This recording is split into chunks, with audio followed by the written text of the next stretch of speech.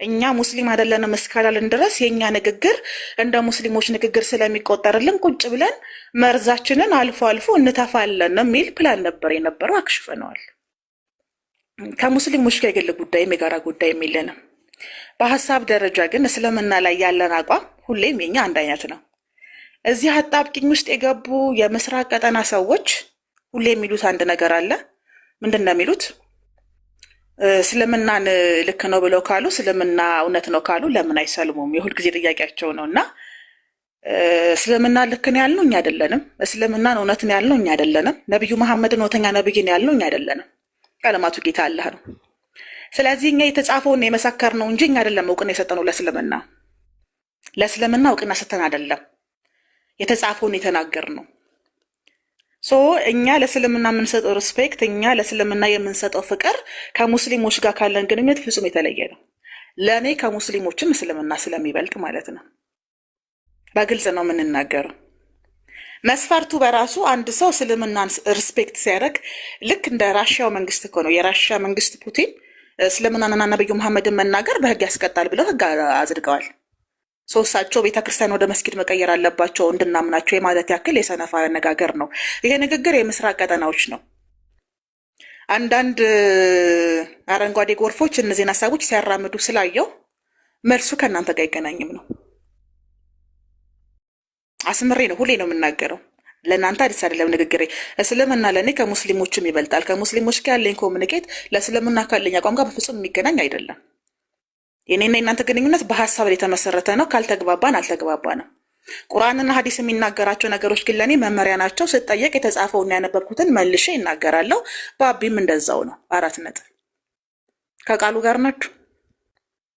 ስለዚህ ይሄ ለእናንተ የእኛ የእምነት ድህነትን ጉዳይ የማረጋገጥ አይደለም።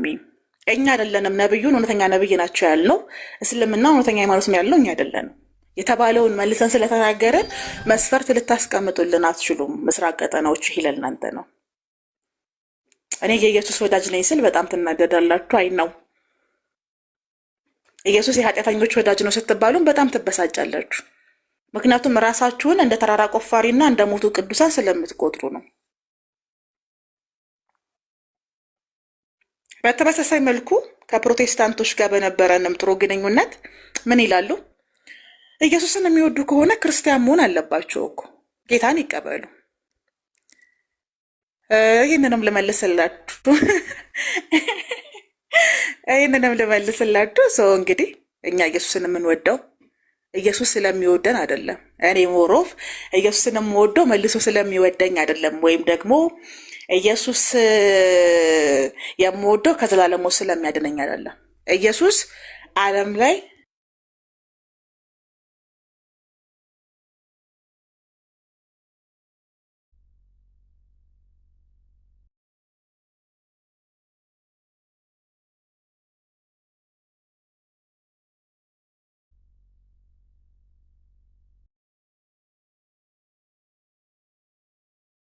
ስልክ ገብቶብኝ ነው። ስለዚህ ከኢየሱስ ጋር ባለን ኮሚኒኬት የምትነደዱ ሰዎች ስላላችሁ ለእናንተ መልሴ ኢየሱስን የምወደው ከዘላለም ሞት እንዲያድነኝ አይደለም። ኢየሱስ ዓለም ላይ የነበረ ምንም አይነት ኃጢአት የነበረበት ንጹሕ ሰው ስለለመሆነና ዓለም መስዋዕት ስላደረገችው ነው። ስለዚህ ኢየሱስ ያ ንጹሕ ሰው ያ ኃጢአት የሌለበት ያ ደግ ሰው ዓለም ላይ ነው የምላችሁ በ2000 ዓመት ውስጥ እሱ ከመጣበት ጊዜ ጀምሮ ከዛም በፊትም ከዛም በኋላ እንደ ኢየሱስ አይነት ሰው ምድር ላይ ለኔ የለም ብዬ ነው የምናገረው። ፍጹም ነው። ስለዚህ እንደዚህ አይነትን ሰው የ33 ዓመት ወጣት የገደለች ዓለም ላይ ስለምኖር በታሪክ ውስጥ ራሱ ስሜት የሚሰጥና ጥሩ ነገር ኢየሱስ ብቻ ነው ለኔ። ስለዚህ ለምንድን ነው ኦፓል ክርስቲያን የማትሆኙ? ምክንያቱም የሞተበት ምክንያት ከኔ ጋር ስለሚገናኝ ነው። በእናንተ አስተምሮ የሞተው እኮ ላንቺ ኃጢአት ነው ካልከኝ አልቀበልም። ጥፋተኝነት ነው የሚሰማኝ። ስለዚህ ሞትሽን ነው የሞተው እንዳትለኝ፣ በራሴ ጊዜ ራሴ እሞታለሁ በኃላፊነት። ከፈለኩ ራሴን አጠፋለሁ፣ ከፈለኩ ሞት ይገለኛል። ስለዚህ ከኢየሱስ ጋር ያለኝ ኮሚኒኬት በእናንተ አሰራርም አልወስደው ኢየሱስ የሞተበት ምክንያት እናንተ ናችሁ ስለምትሉን ነው አይደለም። ኢየሱስ እኔ ምራቄ እንድትሞት አልፈልግም ለኔ ብላ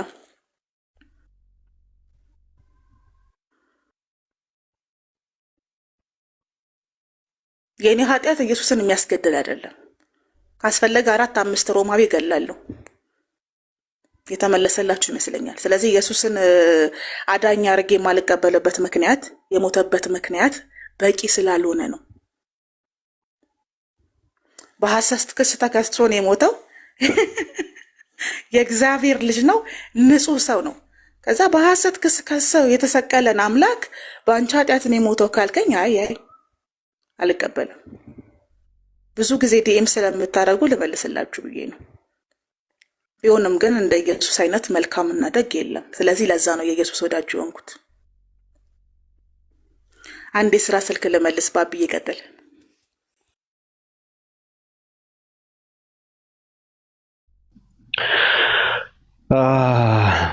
እሺ እኔም እየተጻጻፍኩ ነበር እዚህ ጋር የሆነ ሰው ጋር ቅዱሳን እንዴት ናችሁ?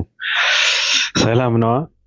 እኔ እንኳን እንደዚህ እየጨበጥኩ ቅፍ አድርጌ ሰላም ብላችሁ መልካም ነበር። ያው መነፋፈቁ ስላለ አሁን ዛሬ ገብተን ኦፓ እንኳን ብዙ ነገር እየታዘበችም እያየችም ስለነበረ ያው ብዙ ነገር እየነካካች ነበረ።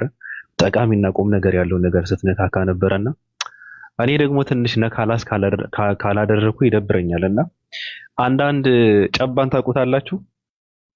ጨባ የሚባለው እነዛ ታንዛኒያ ውስጥ የሚኖሩ ዝንጀሮን እንትን እያደረጉ የሚበሉ ሰዎች እነ ጨባ ማለት ነው። እና አቃቃ የሚባሉ ከነሱ ያመለጠ አራዳ የሚመስሉ ሰዎች አሉ። አንዳንድ የተራበች ዝንጀሮ የሚመስሉ ሰዎች አሉና አሁን እንደነዚህ አይነት ሰዎች ስማቸውን አንስተን እዚህ ጋር እንትን አጀንዳ አድርገን ብናወራ ለነሱ ትልቅ ዓላማ ፍላጎታቸው ነው። እኔ በጣም የገረመኝ ነገር በአንድ ቀን እንዴት አንድ ሰው ህይወት ኑሮት አእምሮ ተሰጥቶት ሰው ሆኖ የሰው ልጅ ተብሎ በአንድ ቀን 3 ሃይማኖት እንትን ይቀያይራል። አንድ ሰው ሙስሊም ነበረ፣ ከእስልምና ወደ ፕሮቴስታንት፣ ከፕሮቴስታንት ወደ ኦርቶዶክስ፣ ከኦርቶዶክስ ደግሞ ወጥተዋል። በነገራችን ላይ እንትና ማለት ነው ሙርሌ ብየዋሉ። ስሙ ሙርሌ ነው። በነገራችን ላይ እነዛ ሙርሌ የሚባሉ ኢትዮጵያ ውስጥ የሚኖሩ ራቆታቸው የሚኖሩ ሰዎች እንደነዛ አይነት ሰዎች ናቸው። ራሱ ፊቱ ራሱ በጣም ነው የሚያስጠላው። የተራበ ዝንጀሮ ነው የሚመስለው ሰውየው። በጣም የሚያስጠላ እንትን ያለው የተቆጣ ሰይጣን ነው የሚመስለው። እና እኔ በጣም ነው የደነገጥኩት ሳየውና ትናንት ፕሮቴስታንቶችን ሰብስቦ ፕሮቴስታንትነትን ጴንጤነትን ተቀብሉ ዛሬ እኔ ኦርቶዶክስ ነኝ ብሎ ሲል ሰው መረዳት አለበት። በነገራችን ላይ ቤታችን 8 ልጆች ነን፣ 8 ቤተሰብ ነው ያለው ብሎ ሲል አንደኛ ነገር በረሃብ እያጠቃው ልጅ እንደሆነ መረዳት አለባቸው። ኢትዮጵያ ውስጥ 8ም ከዛ በላይ ልጆች ማሳደግ በጣም ከባድ ነው። ስለዚህ ሰውየው አይምሮውን ችግር ያለበት ልጅ እንደሆነ ረሃብ ያጠቃው ሰው እንደሆነ መረዳት መቻል ነበረባቸው። እንደዛ ነው እኔ የተረዳው ሰውየው። ሲቀጥል ደግሞ ቤታችን ተበጥብጠዋል ብሎ ሲል ሃይማኖት ምን ማለት እንደሆነ አልገባቸውም። እነዚህ ሰዎች እምነት ምንድነው? ሃይማኖት ምንድነው? ኢየሱስ ማን ነው? ድንግል ማርያም ማን ነች? ክርስትና ምንድነው? እስልምና ምንድነው? አያውቁትም። እርግጠኛ ነኝ አያውቁም። በፍጹም የሚያውቁት ነገር የለም። ሚስጥር ነው ለነዚህ ሰዎች። ሃይማኖትና አምልኮነት መንፈሳዊነት የሚባለው ነገር ለነዚህ ሰዎች ሚስጥር ነው። በጣም የራቁ ናቸው። ሊረጉም አይችሉም። አንድ ሃይማኖት ውስጥ ሊቆዩ አይችሉም። እነዚህ ሰዎች ፍላጎታቸው ትኩረት ነው። እዚህ ጋር ይሄ ቲክታክ ውስጥ ገብቶ አጀንዳ መሆን የነሱ ስም እየተነሳ መወራት ለነሱ ትልቅ ነገር ነው።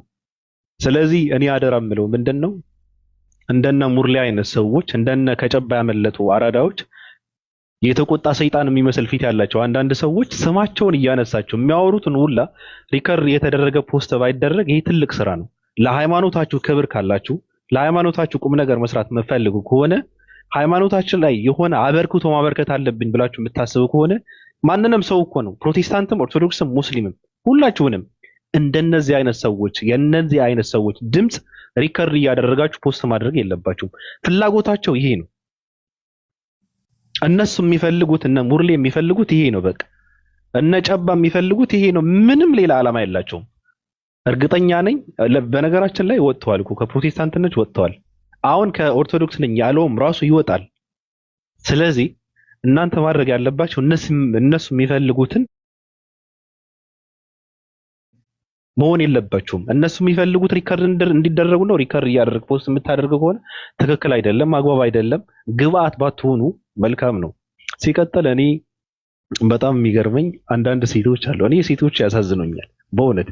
እኔ እርግጠኛ ነኝ ወይ አንድ አህያ ወይ አንድ ናይጄሪያዊ አምጥቼ ቁጭ ባድርግ እዚህ ጋር 665 ነኝ ቢል አንድ ናይጄሪያዊ ወይም አህያ ተከትለው ይመጣሉ። እርግጠኛ ነኝ እነ ስማቸው አይጠራ ማለት ነው። ፍላጎታቸው እንትን በቃ እንትን ነው። ይሄ በቃ ምንድን ነው እየደወለ የሆነ ነገር እንደዛ አይነት ነገር ነው። ስለዚህ እኔ ኦርቶዶክስ በጣም ነው ያሳዘነችኝ። ኦርቶዶክስ በዚህ ሰዓት ቂጥ ነች። ከቂጥ ጥሩ መዓዛ የለም ይላል አንድ ደራሲ ኢትዮጵያ ውስጥ። ቂጥ ጥሩ መዓዛ የለውም ይላል እና ምንድን ነው ማተላለፊያ ይሄ ቂጥ ነው የሆነችው ኦርቶዶክስ። የገሙ ሰዎችን የሚወጡባት እንትን የሆነችው። ፕሮቴስታንቶችም እኔ ለሃይማኖታችሁ ክብር ካላችሁ ማንንም የገማ ማንንም የወደቀ የጨቀየ ማንንም ለራሱም ለቤተሰቡም ለሃይማኖቱም የማይታመን ክብር የሌለው የገማ ትውልድ ባትቀበሉ መልካም ነው። ትርጉም የለውም እኮ የበሰበሰ ትውልድ እየሰበሰብክ የምታፈራው ምንም ትርጉም የለውም እኮ። እንደነዚህ አይነት የገሙ ሰዎችን እየሰበሰባችሁ ቲክታክ ላይ ፖለቲካ መስራት ምንም ፋይዳ የለውም፣ ትርጉም የለውም።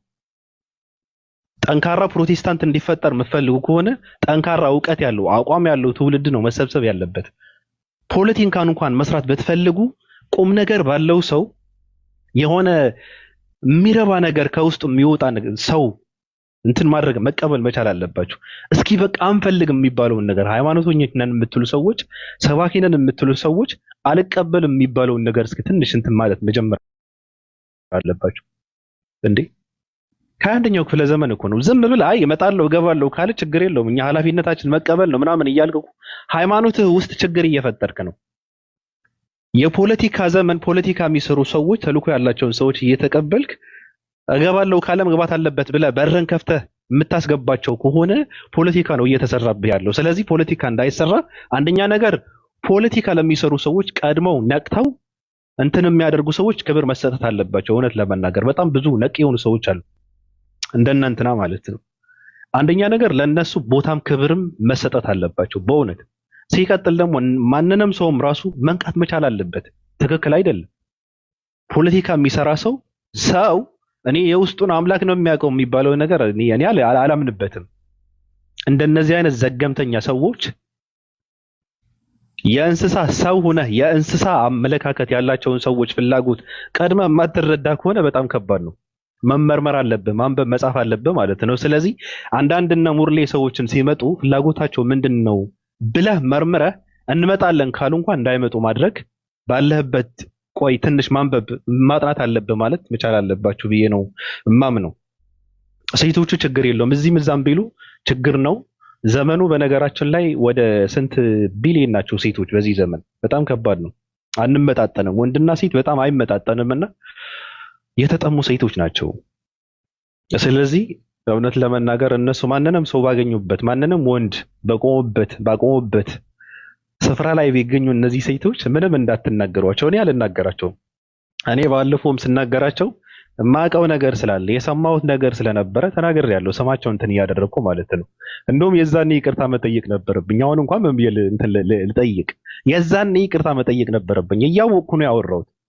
ስለዚህ እንዳትናገሯቸው፣ ሴቶች አትናገሯቸው። ችግር የለውም እዚህም እዛም ቢመላለሱ ችግር የለውም እነንትና ማለት ነው። ሌሎች ደግሞ በዚህ አጋጣሚ በጣም ጽድት ያሉ ሰዎች አሉ። አንድ ሰው ሶስት ሃይማኖት ውስጥ ከገባ በቃ ሰው አይደለም። አንድ ሰው ሶስት ሃይማኖት ከካደ ሰው አይደለም፣ አይምሮን አይጠቀምበትም። ይሄ ሰው ሃይማኖት ሳይሆን መድኃኒት ነው የሚያስፈልገው፣ መታከም ነው ያለበት ብዬ ነው እማምነው። እንደነዚህ አይነት ሰዎች እንትን አድርጓቸው፣ ተረዷቸው፣ አሳክሟቸው፣ አሳርፏቸው። ሲቀጥል እኔ በጣም ደስ ያለኝ በጣም የተደሰትኩበት እውነት ለመናገር አንዱ አባት ነበሩ፣ ኦርቶዶክስ ናቸው። በጣም ብዙ ትምህርት እያስተማሩ ነው። ስማቸውን አላውቀውም። ይሄ ጺማም ሰው የሽማግሌ ናቸው። በጣም ወደ 70 ምናምን ይደርሳሉ። በጣም ትልቅ ሰው ናቸው። አስተምሯቸው በጣም የሚማርክ አስተምሮ ነው። ኦርቶዶክስ መሰረታዊ ችግር እንዳለባት እርሱ እየመሰከሩ ነው። በነገራችን ላይ ይሄ ንስሐ አባት ምናምን መጠጥ ምናምን የሚባለው ነገር በፍጹም አይቀበሉም። እንደውም መጽሐፍ ቅዱስን ራሱ ይቃወሙታል። ምንድነው ኮፒ ሊንክ አድርጉ እስኪ እንትን እያደረጉ ነው አንዳንድ ሰዎች መጽሐፍ ቅዱስን ራሱ እንትን እሳችንን ሲሰሙ እኮ ይንቀጠቀጣሉ። ምስራቅ ቀጠኖች በቃ የው ነበር ክብር። በተለይ የህዝብ ቅምጦች አሁን በቃ ደም ይፈሳል ወደ አእምሯቸው። የህዝብ ቅምጦች ዛሬ ያቃዣቸዋል። ዘና በሉ የህዝብ ቅምጦች፣ እያይዟችሁ። ከዚህ በኋላ እኛ ከእናንተ ጋር ብዙ ማንነጋገረው፣ ምክንያቱም አቡነ ኤርሚያስ አሉ፣ በእሳቸው በኩል ነው የምንናገረው። ያኛውም ሰው የአንድ ትልቅ ሰው አለ። ሁለት ሰው ናቸው። ቅድም ያየነውና ሌላ ሰው አለ። ቀጥይ። ግን የተናገርናቸው የሚገርም ነገር ማለት ነው። ፍጀለስ የተናገርናቸው ነገር እንዳለን የተናገሩት በጣም ቢደቀ ማለት ነው። ሁሉንም ነገር የተናገሩት በጣም ነው ደስ ያለኝ። ወደ እሳቸው መለሳለሁ። የጀመርኳቸውን ሀሳብ ልጠቅልላችሁ እና ምን ልላችሁ ነው ፍቅሮቼ፣ በተደጋጋሚ ተናገረናል። እንግዲህ አሁንም ቢሆን ውሾች የቀበሩትን ጅቦች ያወጡታልና የሞኝ ብልጥ ስለሆናችሁ ሁሌ አደጋ ላይ የምትወድቁ ሰዎች ያላችሁና አሁንም የመስጊድን የቤተ ክርስቲያንን በር ይዛችሁ ገርበብ አድርጋችሁ የቆሟችሁ ሰዎች አስቡበት ነው የምንለው። እኛ ምንም የምንለው ነገር የለንም። ተነግረን ጨርሰን ብለን ፈማረግ ነው እና ከተፈጠሩት ነገሮች አንዱ በጣም ያሳቀኝ ልንገርህና ትናንትና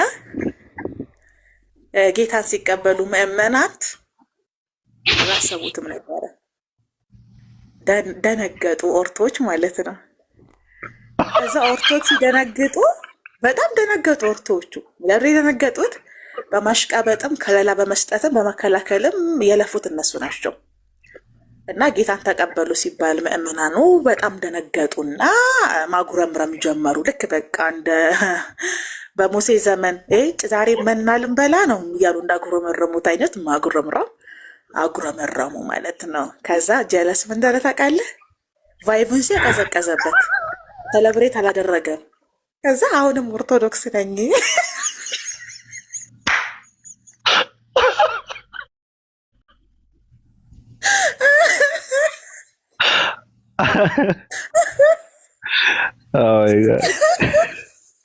መጫወቻ የሆኑ ልጆች ኦርቶዶክስ አሁንም አልገባቸውም። እነሱ እንደዛ ብሎ ሲላቸው ለምን እንደሆነ አልገባቸውም። ቀጥይ ከባድ በዘመን ማለት ነው።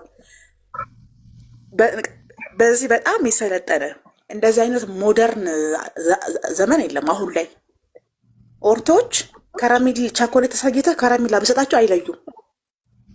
በጣም በጩኸትና በባዶነት ውስጥ የተሞሉ ስለሆኑ ማስተዋል የሚባል ነገር የላቸውም። እና ኢቭን ያንን የተነገረበት ራሱ ኢንቴንሽን አልገባቸውም። በቃ እኔ ሞትኩ። ደነገጠ ሲያይ ቫይቡ እንደጠበቀው አይደለም። ምክንያቱም እውነተኛዎቹ ኦርቶዶክሶች ወንጌል አማኞችን ጠል ናቸው፣ አይወዷቸውም። ቤተክርስቲያናቸውም ጭምር ሆነ ነው የምናገረው። መንፈቅና አብዝታ ስትጠላ መናፍቅ ብላ የምትጠራቸው ካቶሊኮችን፣ ኮፕቲኮችን ወይም ደግሞ ሙስሊሞችን አይደለም ፕሮቴስታንቶችን ነው፣ ወንጌል አማኞችን ነው። ስለዚህ ለኦርቶዶክስ ሁሌም የጀርባ አጥንት እንዲሁም ደግሞ በተመሳሳይ ምርት ልጆቿን የምትበላብኝ ብላ የምታስበው ወንጌል አማኞችን ስለሆነ አይዋደዱም። ሲጀመር ጴንጤ ከመሆን ብሞት ይሻለኛል ነው የሚሉት ከኦርቶዶክስ ክርስቲያን ብጠይቃቸው። ይህን ያህል ነው የምልህ። ገብቶሃል አይደለ? እኔ ወንጌል አማኝ ከመሆን ፕሮቴስታንት ብሆን ብሞት ይሻለኛል ብለው የሚናገሩ ሰዎች ናቸው። ገባህ አይደለ? ያ ማለት እንግዲህ አስበው 666ቱ መጽሐፍ የአጋንንት አስተምሮ ነው። ኢቭን እንትና ልደተ ቃል ካረቀ ምናምን በፊት ማስተዋል የመሰከረችለት ኢየሱስ ሐሰተኛ ኢየሱስ ነው ብሎ ሲናገር እኔ እንዴት ልቡ ደም እንደረጨለት አላውቅም። ገባክ? እና ማስተዋል ማለትም በቃ የዛ ቦታ ላይ የተናገረችው ነገር ብዙ ሰው እየሰሙ ስለነበረ ብዙ እያሳየ ስለነበረ ያለው ቫይቭ እንዲስተካከል አልተፈለገም። እና ይሄን ያህል ጸረ ኢየሱስ ናቸው። ማስተዋል የተናገረችው ኢየሱስ ሐሰተኛው ኢየሱስ ነው፣ እኛ እናውቀውም።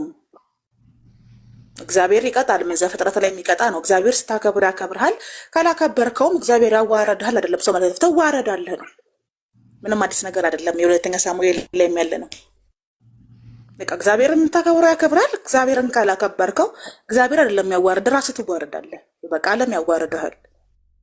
መናገር የፈለገችም ከዚህ ኮንቴክስት ነው። ይሄ ደግሞ አዲስ ነገር አይደለም። ራሳቸውም አባቶቻቸውም የሚናገሩት ነገር ነው። እና ልክ ማስተዋል ስትናገረው ልክ በቃ የሆነ ሌላ ታሪክ አስመስለው ያ ኢየሱስ አደገኛ ኢየሱስ እንደሆነ አድርገው የሚናገሩ ሰዎች ናቸው። ስለዚህ ይህን ያህል ልዩነት ኖሯቸው የእነሱን ኢየሱስ የእነሱን አስተምሮ ይህን ያህል የሚጠሉና የሚፈሩ ሆነው ለምንድን ነው ቲክቶክ ላይ አብረው የተቀመጡ ስትል እድሜ ለሙስሊሞች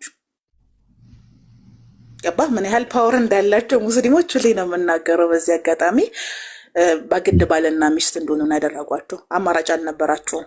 ሙስሊሞችን አታክ ለማድረግ እስልምና ለመስራት ግዴታ እጅ ለእጅ መያያዝ ነበረባቸው። ተያይዘውም አልተሳካላቸውም። የሚገርምህ ነገር ማለት ነው ጣቶቻቸውን የቆሰሉት። ግን በየመሃሉ አሁን እኔ ፕሮቴስታንቶች ወንጌል አማኞች ምናምን አላይም ያን ያህል ለቤተ ክርስቲያኗ ለኦርቶዶክስ የበዛ ጥላቻና ተቃውሞ ሲኖራቸው በአምልኳቸውም ላይ ሲናገሩ አልሰማም። እንደውም መዝሙሮቻቸውንም ይጠቀማሉ። ኢየሱስን የሚያመሰግን የትኛውንም መዝሙር ይጠቀማሉ። እዚህ ጋር ግን ስትመጣ ያለን የነበረ ነው ጥላቻቸው። ዘመንም የሚሽሩ አይደለም የሚለወጥም አይደለም። እና በዚህ መሀል ላይ ሆኖ እነሱ ለፍተው ከዛ እሱ ጌታን ተቀበልኩ ሲል በጣም ነበረ የደነገጡት፣ በጣም ነበር የደበራቸው።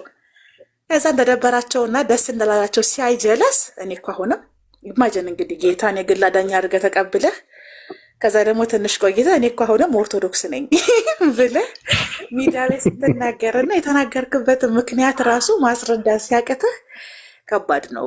እኔ ለዚህ እኮ ነው የአእምሮ ጤናችሁን ጠብቁም ብለው። የአእምሮ ጤና መጠበቅ ትልቅ ጥቅም አለው። ማይ ፋሚሊ አሁንም እላችኋለሁ የአእምሮ ጤናችሁን ጠብቁ። ግን ምን ብዬ ጽፌ ነበር መሰለኝ ለአንድ ወዳጄ ጌታን ተቀበለ እኮ ምናምን ጀለሶች እኮ ጌታን ተቀበሉ ብላ ስጽፍልኝ ይቷል ጋይስ እዚች ጋር ስናይፕ አድርጉለት። የኔ ቆንጆ ምርጥዬ እዚህ እና ኢየሱስ በፍጹም አብሮ የሚሄድ ነገር አለም። ባቢ ሁሌ ነው የምናገረው። ኢየሱስን የገላዳኛ ኢየሱስን አምላክ አድርገህ ክርስቲያን ሆነ ክርስቶስን ለመመሰል እየጣልክ ጥራቻ፣ ስድብ፣ ቧልት፣ ፌዝ የምታወጣው ነገሮች በሙሉ ተቃራኒ ናቸው። በቃ ተቃራኒ ናቸው። በዚህ ውስጥ ነው ቅድስናቸውን መንፈሳቸውን የሚያጡት ማለት ነው። ከዛ ያ ባዶነታቸው ስለሚያሰቃያቸው ሁሌ እንደተንከራተቱ እነዚህ ሰዎች የሳይኮሎጂ እርዳታ ሁላ ነው የሚያስፈልጋቸው። በስርዓት ቁጭ አድርገው አቡነ ኤርሚያስ እንደተናገሩት አስቀምጠው ሳይኮሎጂካሊ መጽሐፍ ቅዱስ መማር አለባቸው። ምን እንዳለው ታውቃለህ? አቡነ ኤርሚያስ መጽሐፍ ቅዱስ መማር አለብን፣ የአባቶቻችን ሃይማኖት ብሎ የሚቀበለን ሰው ከዚህ በኋላ አይኖርም አሉ። ይሄን ሁሌ ነው የምናገረው። ምን አለ? አዎ ትክክል ገብቶሃል? ምን የአባቶቻችን ሃይማኖት ነው ብሎ የሚቀበለንና የሚያስቀጥለን የለም። መስራት አለብን፣ ማነጽ አለብን፣ ማስተማር አለብን አሉ። ትክክለኛውን ቤዝመንቱን መጽሐፍ ቅዱስን ማስተማር አለብን። ዳዊትና ውዳሴ ማርያም የእምነቱን መሰረት አያሳይም አሉ። ጽንሰ ሐሳቡን አይገልጽም አሉ። ትክክል እና ሸሪድም ቢሆን እኮ መጽሐፍ ቅዱስ አንብቦ ብሉይና ሐዲስ አንብቦ ነው ወደ ዘማሪዎችን ወደ ሌሎች ነገሮች የገባው። ስለዚህ መቅደም ያለበትን አላስቀደምንም፣ ከመጨረሻ ነው የጀመርነው አሉ። እና እነዚህ ነገሮች ከገባቸውና ከነቁበት የሚድኑበት ነው። ማህበራዊ ሚዲያ ላይ ያሉት የሚድኑበት ነው። ግን የሚድኑ ሰዎች አይደሉም። ለምን መሰለክ? ማስተዋል ኢየሱስ ያድናል ብላ ስትናገር ከዛ ክሬዲቷን መውሰድ ፈለገና አዶናይ ማርያም ማርያም ብሎ ጮኸ። ይሄው አዶናይ ንጉሳችን ነው ብለው መጡ። እነዚህ ሰዎች እኮ ጸጉሩ ረዘም ያለ አንድ ነጭ በባዶ እግሩ ቢሄድ እኮ ኢየሱስ መጣ የሚሉ ሰዎች ናቸው። በዚህ አይነት ገብቶሃል እያልኩ ያለሁት። አዶናይ ማርያም ማርያም ብሎ 3 ጊዜ ስለጮኸ ይህ ሁሉ ሰው ያለበት ምክንያት አዶናይ እኮ ሴጋ ነበር ስሙ አይደል? ትክክል። ስለዚህ በ72 ሰዓት ውስጥ አቴንሽናችሁን ራሱ የወሰደባችሁ ክሬዲቱን ቀምቷት ነው። ከማላይ ከማስተዋል ላይ ኢየሱስ ያድናል ብላ ስለመሰከረች አዳራሽ ውስጥ የነበረውን ቫይቫየና የራሱን ክሬዲት ወሰደ ከሷ ቀምቶ። ከዛም ምን ያደረገው ኢማጂን። ከዛን ቀን በፊት የት እንዳደረ አይታወቅም። መቼስ ታውቃለህ አዶናይ በየሰዓቱ ነው የሚራጨው። ከጃኒ ጋር ይድር፣ ከቲቲ ጋር ይደር፣ ከፊፊ ጋር አይታወቅም። ከነ ልብሱ ብድግ ብሎ አክሱም ገባ። አክሱም ሄዶ ገባ። እሺ እንኳን ገባ ችግር የለውም ይግባ። ነጠላ ይዞ አይሄድም። አስቦበት እኮ ነው ሄደው። ገባክ? እንዴት እንደረጋገጡት አይተሻል? ፎቶ እየተነሱ እንደ ሚሊኒየም አዳራሽ ሰልፊ እየተነሱ ተሰብስበው የእሱ አረማመድ አይተኸዋል? ኢቭኒቭ ነው ይሄን እኮ የምልህ ውስጡ ያለ የተለማመደው ቅድስና እንደሌለው ካራክተሩ ያሳያል እኮ። ልክ እንደ ሚሊኒየም አዳራሽ ነበር ሪያክት ሲያደርግ የነበረው። እንዲህ አይነትን ሰው ይሄን ያህል እንዲጮህ የተፈለገው ምንድን ነው ብሎ ካሰቡ ማርያምን የሚጠላ ትውልድ አለ ብሎ ስለሚያስቡ እነዛ ማስቀናት ፈልገው ነው። ለዚህ ነው ኦርቶዶክሶች ቸኮሌት ነው ብለህ ከረሜላ ብትሰጥ ይቀበሉሃል የሚሉት። በእንደዚህ አይነት መንገድ የሚደለሉ ናቸው። በጣም ደካማ ናቸው። ባዶነታቸው ከመስፋቱ የተነሳ ቅድስናቸውን ከማጣታቸው የተነሳ መንፈሳቸው ስለሞተ ስቃያቸውን ይደብቅልኛል፣ ያገግሙልኛል ያሉት ነገር ላይ በሙሉ የሚንጠለጠሉ ናቸው። ከዛ ምንድነው የሚያደርገው? አዶናይ ስግጥ መፈምስ መርሁ ነው። ነገ ስግጥ ብሎ ትቶህ እኮ አዶናይ ትቷቸው ወደ መጣበት ይመለሳል። ቢያንስ መሄጃ ቦታ አለው፣ ማምለጫ ቦታ አለው። መርሁ ራሱ መሰገጥ መፈመስ ስለሆነ በቃ አልቻልኩም ከበደኝ ብሎ የራሱን ላይፍ ይቀጥላል። እነዚህ ሰዎች ምድረፍ ይወዱት። ኢማጂን እንግዲህ እንዲህ አይነት ሰው አዳራሽ ላይ 3 ጊዜ ማርያም ማርያም አለልኝ ብሎ ይሄን ያህል ከጮሁ እነዚህ ሰዎች በዘመናት ውስጥ ስንት ነገር እንዳጡ። ለዚህ እኮ ነው ከአገር ገዥነት ሀገርን ከምትገዛ ቤተክርስቲያን መሪዎቿ እንዳለ ኦርቶዶክሶች ቆራቢዎች ከነበሩባት ስርዓት ወርዳ ኦርቶዶክስ መብቷን ማስከበር እስከሚያቀታት ድረስ ተራ ተቋም እንድትሆን ያደረጓት እኮ በዚህ ጭንቅላታቸው ነው። ባቢ መብታቸውን እስከማጣት ድረስ ሚሊኒየም አዳራሽ ውስጥ ተሰብስበው የሚቀመጡበት እኮ ምክንያታቸው ቤተክርስቲያን ጠቧቸው እኮ አይደለም፣ ለሱቅ አከራይተው ስለጨረሱት እኮ ነው። ታውቃለህ አይደል ባቢ? ቤተክርስቲያኗ ካላት ቦታ አንጻር አዳሪ ትምህርት ቤት፣ ሆስፒታል፣ የአረጋውያንና የህፃናት ማቆያ መገንባት የሚችል አቅም መለስ ቤተክርስቲያኗ ቦታዋ ራሱ ስፔሱ ግን ለሱቅ ሻንች ነው ስለጨረሱት አውደ ምሕረት የላቸውም፣ ፕሮግራም የሚያዘጋጁበት ቦታ የላቸውም። ስለዚህ ግብረ ሰዶም የሚሰበሰብበት እያሉ የሚጠሩት አዳራሽ ውስጥ ሄደው ይሰበሰባሉ። አማራጭ የላቸው። እንደዚህ አይነት ሰዎች ናቸው እንግዲህ ቁጭ ብላ እኛን ለመናገር ጥረት የሚያደርጉት። እኔ የጉሬላ ታክቲክ ነው የምጠቀመው። ጠቅ ጠቅ ጠቅ ጠቅ አድርጌ ሄዳለሁ፣ ሲያፈራ መጥቼ ቆረጥ ቆረጥ አደርጋለሁ። ቤተክርስቲያናችሁን ሸንሽናችሁ ሱቅ አድርጋችሁ በመጨረሳችሁ ምክንያት ምእመናችሁን ሰብስባችሁ ኮንፈረንስ የምታደርጉበት፣ አምልኮ የምታደርጉበት፣ የምታስተምሩበት ቦታ የላችሁ። ከዛ ሚኒሊየም አዳራሽ እኛ እንደ መናፍቅና እንደ ዘፋኝ 200 ብር 300 ብር ከፍለን አንገባም። ትገባለህ፣ በግድ ነው የምትገባው። የት ሄደህ ትጮኻለህ ታዲያ? መንግስት አያምናችሁም፣ ስቴዲየምን አይፈቅድላችሁም። መንግስት ለምን? በነጠላችሁ ውስጥ ወይ ጩቤ ወይ ቦምብ ትይዛላችሁ ብሎ ስለሚያምን። መርሆቻችሁ በሙሉ በእምነት ላይ የተመሰረቱ አይደሉም፣ በስጋት ላይ ነው። በዚህ ውስጥ ያለፋችሁ ስለሆነ እኔና የኔ ገድለ መባጽዮን ለእናንተ ጊዜ ለመስጠት ስላሰብን ትተናችኋል። ምክንያቱም እኛ የቀመርነውን ራሱ 12 ዓመት ብሰጣችሁ ራሱ አፈቱትም። እስከ 2030 ሰተናችኋል። አሁን አቡነ ኤርሚያስ ሀሳቦቻችንን እንዳለ አንድ ባንድ በዝርዝር ስለተናገሩልን ነጥቦቻችንን እነዛን ሆምወርኮች ሰርተን እስኪደርሱ ድረስ እኛ ባንኖርም ችግር የለውም።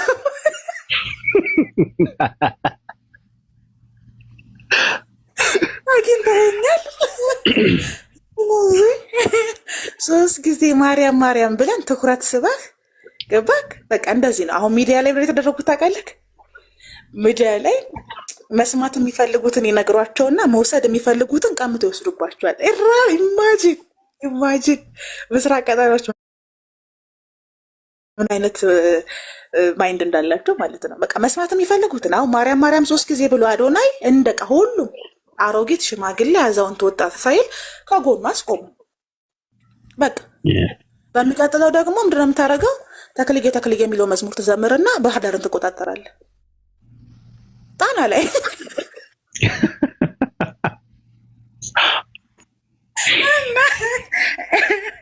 እንደዚህ አይነት ሰዎች ስለሆናችሁ በጣም ይቅርታ። ቤታችንን እንድንከፍትና ሀሳብ እንድንሰጥ ያደረገን ግን እዚህ ቤት ስለነበረ አብዮቱ የፈነዳው የመስጊድም የቤተ ክርስቲያንን በር የያዛችሁ ሰዎች አንዱን በር ልቀቁ ስላለንና የመስጊዱን በር ስላስለቀቅን ሰላብሬት ልናደርግን የመጣ ነው። እንግዲህ በራሳችሁ ሀሳብ እንድትወድቁ አድርገናል። በቀላሉ የወደቃችሁት ተናዛችኋል። የሚገርማችሁ ነገር እናመሰግናለን። ተልኳችንን ጨርሰናል። አሁን አዲስ ስትራቴጂ እና አዲስ እቅድ ነው የምናደርገው። እንደ አይፎን ቶሎ ቶሎ ነው አዳዲስ ነገሮችን የምናመርተው። እኛ መቼስ ታውቃላችሁ አይደል እንዴ ፍቅሬ?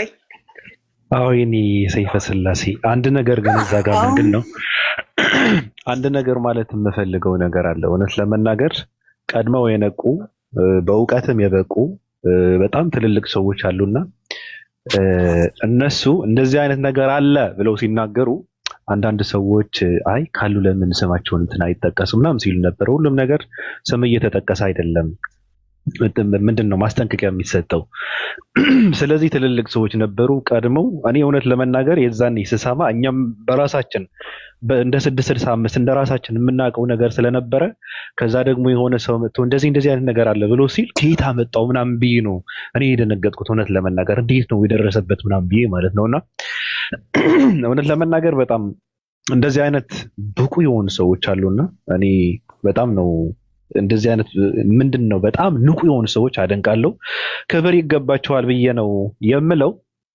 ቀደም ስትነካከው ነበርና ኦርቶዶክሳውያን ማወቅ ያለባቸው ከሙስሊም ጋራ ምንም የሚያገናኝ ነገር እኮ የለም። በነገራችን ላይ መሰረታዊ የክርስትና መሰረታዊ ነገሩ ራሱ ቢገናኝም አሁን ለምሳሌ ክርስትና ወይም ክርስቲያን ማን ነው ብለህ ስትል የክርስቶስ ተከታይ ነው ከተባለ በክርስትና አስተምሮ ሙስሊምም ክርስቲያን ነው ማለት ነው። ምክንያቱም ክርስቶስን ይከተላል።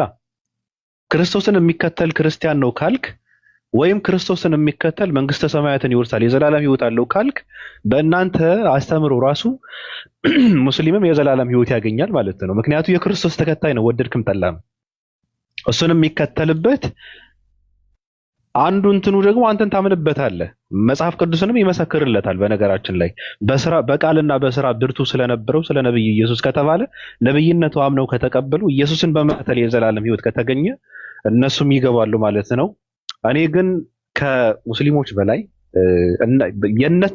የነሱ እምነትም ነው በነገራችን ላይ እኔም እንደዛ ብዬ ነው የማምነው። እውነት ለመናገር አሁን ኦርቶዶክስ ሊጠፋ የሚችለው እየመነመነም ያለው ወንፊትም ያደረጉት ቂጥ ያደረጉት በጣም ያጨቀዩት በጣም እንደዚህ ያደርገው ድቅቅ ያደረጉት ፕሮቴስታንቶች ናቸው። ፕሮቴስታንቶች በእውቀትም በብዙ ነገር አታገኟቸውም። በጣም እንትን ናቸው፣ ስማርት ናቸው፣ ዘመናዊ ናቸው። የሚሰሩትን የሚያደርጉትን ጠንቅቀው የት መቼ ጠንቅቀው የሚያውቁ ሰዎች ናቸው ፕሮቴስታንቶች ማለት። ስለዚህ ኦርቶዶክሳውያን ፕሮቴስታንቶችን ማሸነፍ ከፈለጋችሁ በእውቀት አትችሉም፣ በምንም ነገር አትችሉም። ያላችሁ አንድ አማራጭ ምንድነው? አለመውለድ ነው። በቃ ስንገደል እንበዛለን ምናምን የምትለውን ተውና ስትገድሉ እንጂ በነገራችን ላይ ዓለም ላይ ኦርቶዶክሳውያን ያጠፏቸው ሁለት ሃይማኖቶች አሉ። እንደ ፈንድሻ ስንሞትም በዛለ ማለት እኮ አሁን አቆሙ ገባ አንልም አሉ። ይሄ እኮ ይያለው ምን ትርጉም አለው? እየወለድክ ለፕሮቴስታንት ወልደህ አሳድገህ ለፕሮቴስታንት ልጆችን እያስረከብ ትርጉሙ ምንድነው? ይልክ ለኦርቶዶክሳውያን ጥቅስ መፈክር ነው ገባ። ይሄንን የሰባ ቋንቋ እየተጠቀሙ ደግሞ መጠበብ ለነሱ እውቀት ነው። የእውቀትና የእውነት መረዳታቸው በጣም ደካማ ነው። እኔ ሁሌ ነው የምናገረው አገርን የሚገዙ ገባክ ኢትዮጵያን ኦርቶዶክስ አይዲዮሎጂ እና ፍልስፍና ይመሩ የነበሩ ውስጥ እኮ እውቀቱ ኖራቸው ሳይሆን እድሉ ስለነበራቸው ነው። እድላቸውን ሲያጡ ግን ምንም ነገር የላቸውም። ገባ። ይሄ ማለት ወይ ከሀብታም ትውለድ ወይ ከሀብታም ተጠጋ አይነት ነው። ገባ ከባባል ያነጋገሩ ሰው። ስለዚህ አሁን ባላቸው ያረቡ ነባራዊ ሁኔታ ውስጥ ማህበራዊ ሚዲያ ላይ ያሉ ኦርቶዶክስ ክርስቲያኖች ሁሉንም እያልኩ አይደለም 75% የሚሆኑት መንፈሳቸው ሞቷል፣ ቅድስናቸውንም አጥተዋል፣ የጠፉ ክርስቲያኖች ናቸው። እነዚህ የጠፉ ክርስቲያኖች እያደኑ የአዲስ ኪዳን ካህናት የሚያደርጓቸው ደግሞ የወንጌል አማኞች ናቸው። እየጠረቡ እየሰሩ እያስተካከሉ አርቲስትና ገጣሚ ዘፋኝና ተዋናኝ ገባክ መለኩሴ ነህ ሽማግሌ ነህ ነው። አይ ካልክ ደግሞ ተሐድሶ ያደርገዋል፣ አማራጭ ይሰጠዋል። በአባባይ ላይ ዋናው ብቻ ነጠላ ጎታች አትሁን። ወንጌልና ወንጌል ላይ ፎከስ አድርግ። ተሐድሶ ነው መሆኑ በተላቸው ራሱ ወይ ተሐድሶማ አትሆንም አትድንም አይልሁም። ገባህ? አንድ እርምጃ ከተራራው ወርደሃል ሰው። ስለዚህ የትም ብትሄድ አታመልጠንም አይነት እድል ነው የሚፈቅዱልህ ማለት ነው። ለዚህ እኮ ነው መርጌታ ማናችሁ ታስታውሷቸዋላችሁ? አንድ የተናገሩት ነገር ነበርና ልጆቻችሁ የት ናቸው ሲላቸው ቴዲ ሐዋሳ ኦርቶዶክስ ጋር አሉ። ገብተዋል።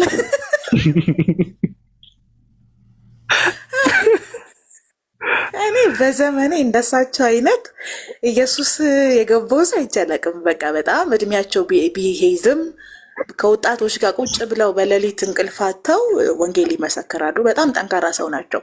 ለአቋማቸው የበረቱ ሰው ናቸው እና እኔ በጣም ነው ማደንቃቸው። እና ልጆቻችሁ የት ነው ተቋም አላችሁ ሲባሉ አይ ልጆቻችን እዛው ናቸው ያሉት ነው። ገባ የትም አይሄዱም ነው እዛው ይዋለዱ ይብዙ። ገባ አዲስ ከመገንባት ያለ ማደስ በሚለው አይነት ነው መርሃቸው ይነሱ ታውቃለህ። ስለዚህ ኦርቶዶክስን በማደስ እንጂ አዲስ ሃይማኖት በመፍጠር ተሐድሶች አያምኑ። ወንጌል አማኞች ደግሞ አላማቸው ምድሪቷን በኢየሱስ መውረስ ነው። ውሃውን ለውሃ ልማት ሰጥተን ህንፃውን እኛ እንቆጣጠራለን አይነት ነው የወንጌል አማኞች ስትራት። ሀገሪቷ ላይ ያለ የውሃ እጥረት ይቀንሳል። ሀገሪቷ ላይ ወንጌል አማኞች በበዙ ቁጥር የውሃ እጥረት አይኖርም። የታጠረ ይፈታል። አጥረው ያስቀመጡትን እንዳለ ለህዝቡ። አሁን ጴንጤ በስንዴ አይደለም የሚያታልል በውሃ ነው። ውሃ በውሃ ነው የሚሆነው ኢትዮጵያ። እና ውሃ የማይጠፋበት አካባቢ ላይ ዞር ዞር በትሉ ብዙ ጴንጤ ያለ ማለት ነው። የታጠረ ውሃ የለም ማለት ነው። እንደዛ እንደማለት ነው። የገባቸው ናቸው። ዘመናዊ ሰዎች ናቸው። የሰለጠኑ ናቸው። ፕሮቴስታንቶች፣ እነዚህ ጴንጤዎች በጣም የሰለጠኑ ናቸው። እውነት ለመናገር እነሱ አካሄዳቸው እኔ እንትናቸው ይሄ ብልጠታቸው አሪፍ ነው፣ ይመቸኛል። ጀግና ናቸው። ገብቶሻል? እንዴት አድርገው መብዛት መባዛት እንደሚችሉ ያውቃሉ። በነገሮች ላይ ፕሮቴስታንት እኛም በመውለድ አይደለም። እንደዛማ ከሆነ አይደርሱበትም እኮ እንትን አይሉ።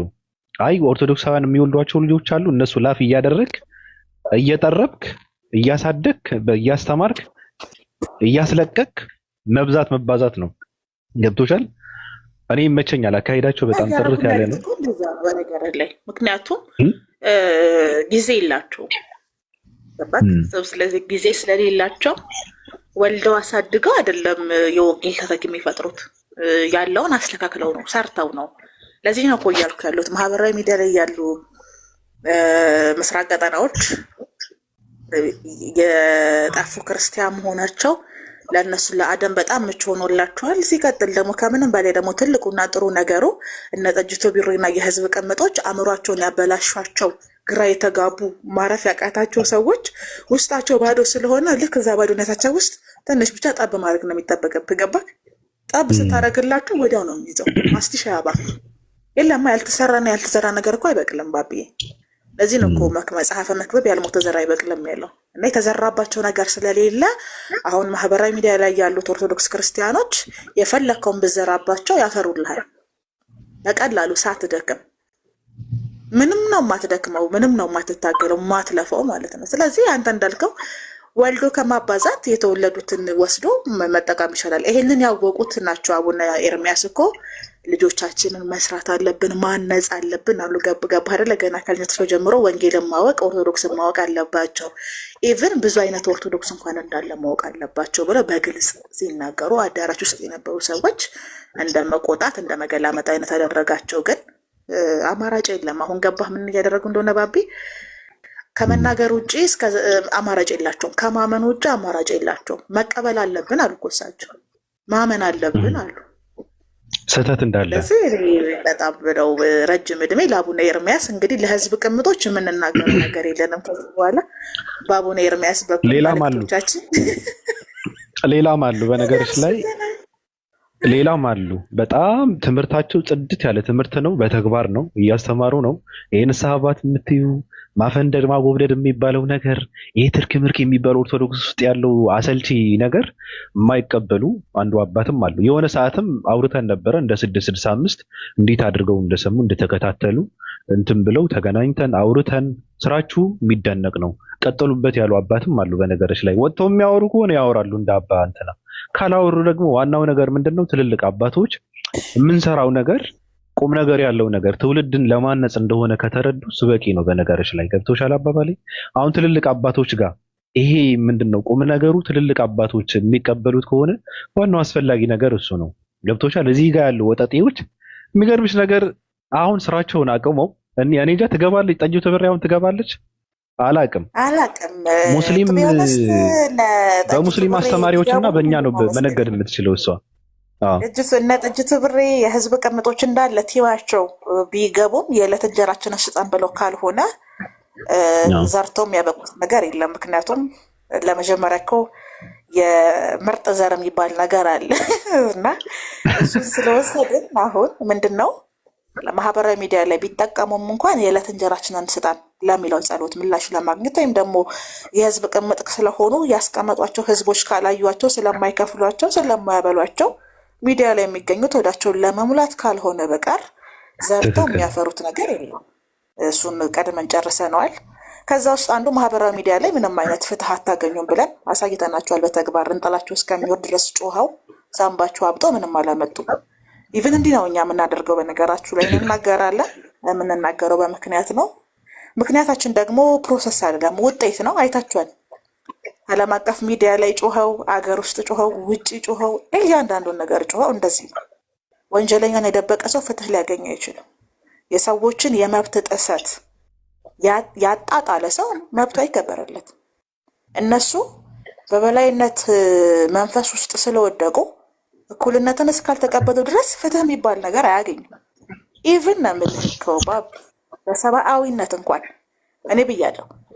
ፓለስቲያኖች ሲሞቱ እሰይ እንኳን ሞቱ ድል ለእስራኤል ያለ ኢትዮጵያዊ ክርስቲያን በዘመኑ በሙሉ በሰብአዊነት ውስጥ ፍትህ አያገኝም በተአምር። አላህ ስራው ምንድን ነው ይሉ ነበረ እነዚህ ሰዎች። እሱን ነው እንግዲህ ለምን አያድናቸው ማምላካቸው ሲሉ ነበር። እያንዳንዱ ለዘሩት ነገር በነገር ላይ አጭደዋል። በፍትህ ብትል፣ በኃጢአት ብትል፣ በሞት ብትል፣ በስደት በመከራ ብትል አጭደዋል። የአርስ ክርስቲያን ተገደሉ እያሉ ሲጮሁ ቀንና ሌሊት መቼም እግዜር ስፓ ገብቶ ነው አይሉ። ኢቨን እኮ ከፈርታው ስንሞት እንበዛለን የሚለውን ምህራቸውን ራሱ ደበቁት። ለዘመናት ይጠቀሙበት የነበሩ ሰክሱበት የነበረው ምህራቸውን ደብቀው አንልም። ምክንያቱም እንደማይወጣ መች ፍትህ ጠየቁ? ራሱ ፍትህ እኮ አይደለም የጠየቁት። ፍትህ ሳይሆን በሞቱ ክርስቲያኖች በሞቱ በነገራችን ላይ የሰማነውን መግለጫ ያው ኦርቶዶክሳውያን እንትን ያደረገ እንትን ጥቃት አይደለም የተፈጸመው ነው የተባለው። እነዚህ ሰዎች ግን የሞቱ ራሱ ኦርቶዶክሳውያን ከነበሩ በሞቱ ሰዎች ነው ፖለቲካ ሲሰሩ የነበረው። እንዴት ብለው እነዚህ ሰዎች ለምን ሞቱ? መሞት የለባቸውም ፍትህ ብለው ሳይሆን ሲጮሁ የነበረው ወሃብያ ገደለን ነው ሲሉ የነበሩት። ይሄ ደግሞ ፖለቲካ ነው። እንዴት አድርገህ ነው እዛ ሲገድል የነበረ ሰው ወሃብያ ይሁን ምንድነው አህባሽ ይሁን ሙስሊም ይሁን ክርስቲያን ይሁን እንዴት አውቀኸው እንዴት ለይተኸው ነው? ፖለቲካ ነው ሲሰሩ የነበሩ እነዚህ ሰዎች። ፖለቲካ በሞቱ ክርስቲያኖች ፖለቲካ ሲሰሩ ነበረ።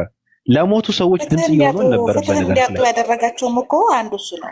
ባቢ እኔ ምንድን ነው መሰለክ የማህበራዊ ሚዲያ ታውቃለህ፣ እኛ ለአዲሱ ፕሮጀክታችን በነደፍነው መርህ መሰረት ሪሰርቾች ሰርተን ነበረ እና እንዳለ መንገዱ ክፍት ነው እንዳለ ማለት ነው። ስለዚህ ያገኘናቸውም ሀሳቦች የሚያሳዩት ምንድን ነው ራሳቸውን ተሰሚነን ብለው ስለሚያስቡ ገባ አልተማሩም እና ማህበራዊ ሚዲያ ላይ እንኳን ያሉ ኦርቶዶክስ ክርስቲያኖች በሚሊዮን የሚቆጠሩ ናቸው። እነሱ እንኳን ድምፅ እንዳይሆኗቸው የተጠቀሙት ቃላት ገደባቸው። ገባክ? ማህበራዊ ሚዲያ ላይ ኢትዮጵያ ውስጥ እዛ ኢትዮጵያ የሚኖሩ ኦርቶዶክስ ክርስቲያን እነሱ እኮ 5ቱም 4ቱም ኢትዮጵያ አይደሉም የሚኖሩት።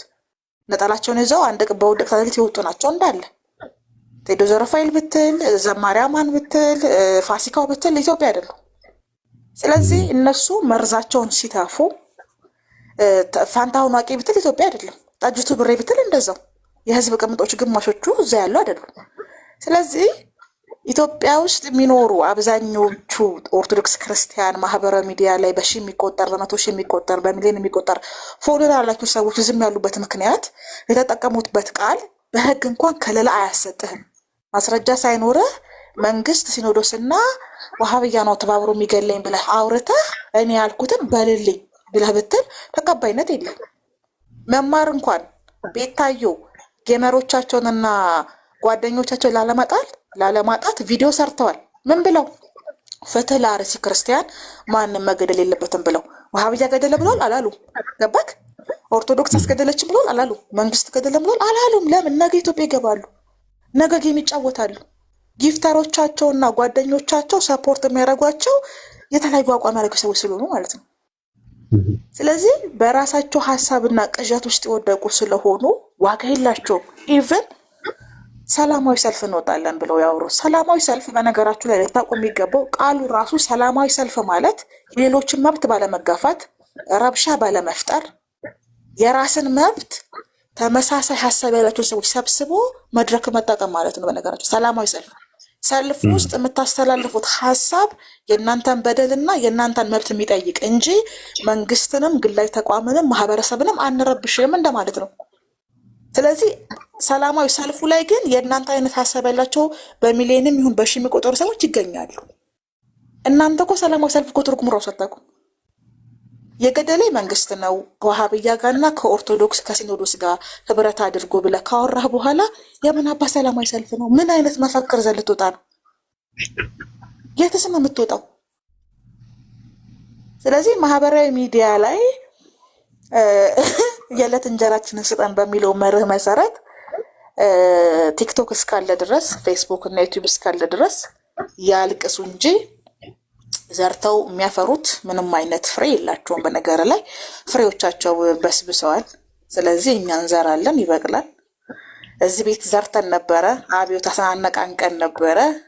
በር ገርበብ ያደረጋችሁ ሰዎች በሩን ዝጉት ብለን ነበረ። በሩ ስለተዘጋ መግለጫ ለመስጠት ነው ዛሬ የመጣ ነው። ኮሜንት ላይ ሀሳብ ካላችሁ እኛ እንድንናገርላችሁ የምንፈልገው ጻፉ። እኔ በበኩሌ ጨርሻለሁኝ። ዓመትን እናከብርበታለን ፈታ ብለን። ምን አልኩት? ሶስት ነገር አለ እኔ መናገር የምፈልገው። አንደኛ ነገር ምንድነው፣ ባለፈው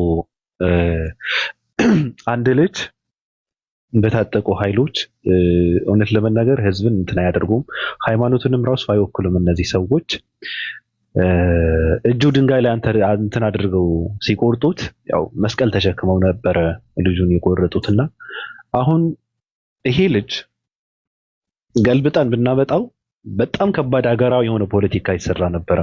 እውነት ለመናገር እኔ ሙስሊሞች የዛኔ ፖለቲካ ለመስራታቸው እኔ አንዳንድ ሰዎች ጋርም ሳወራ ነበረ። በጣም ነው ያደነቅኳቸው።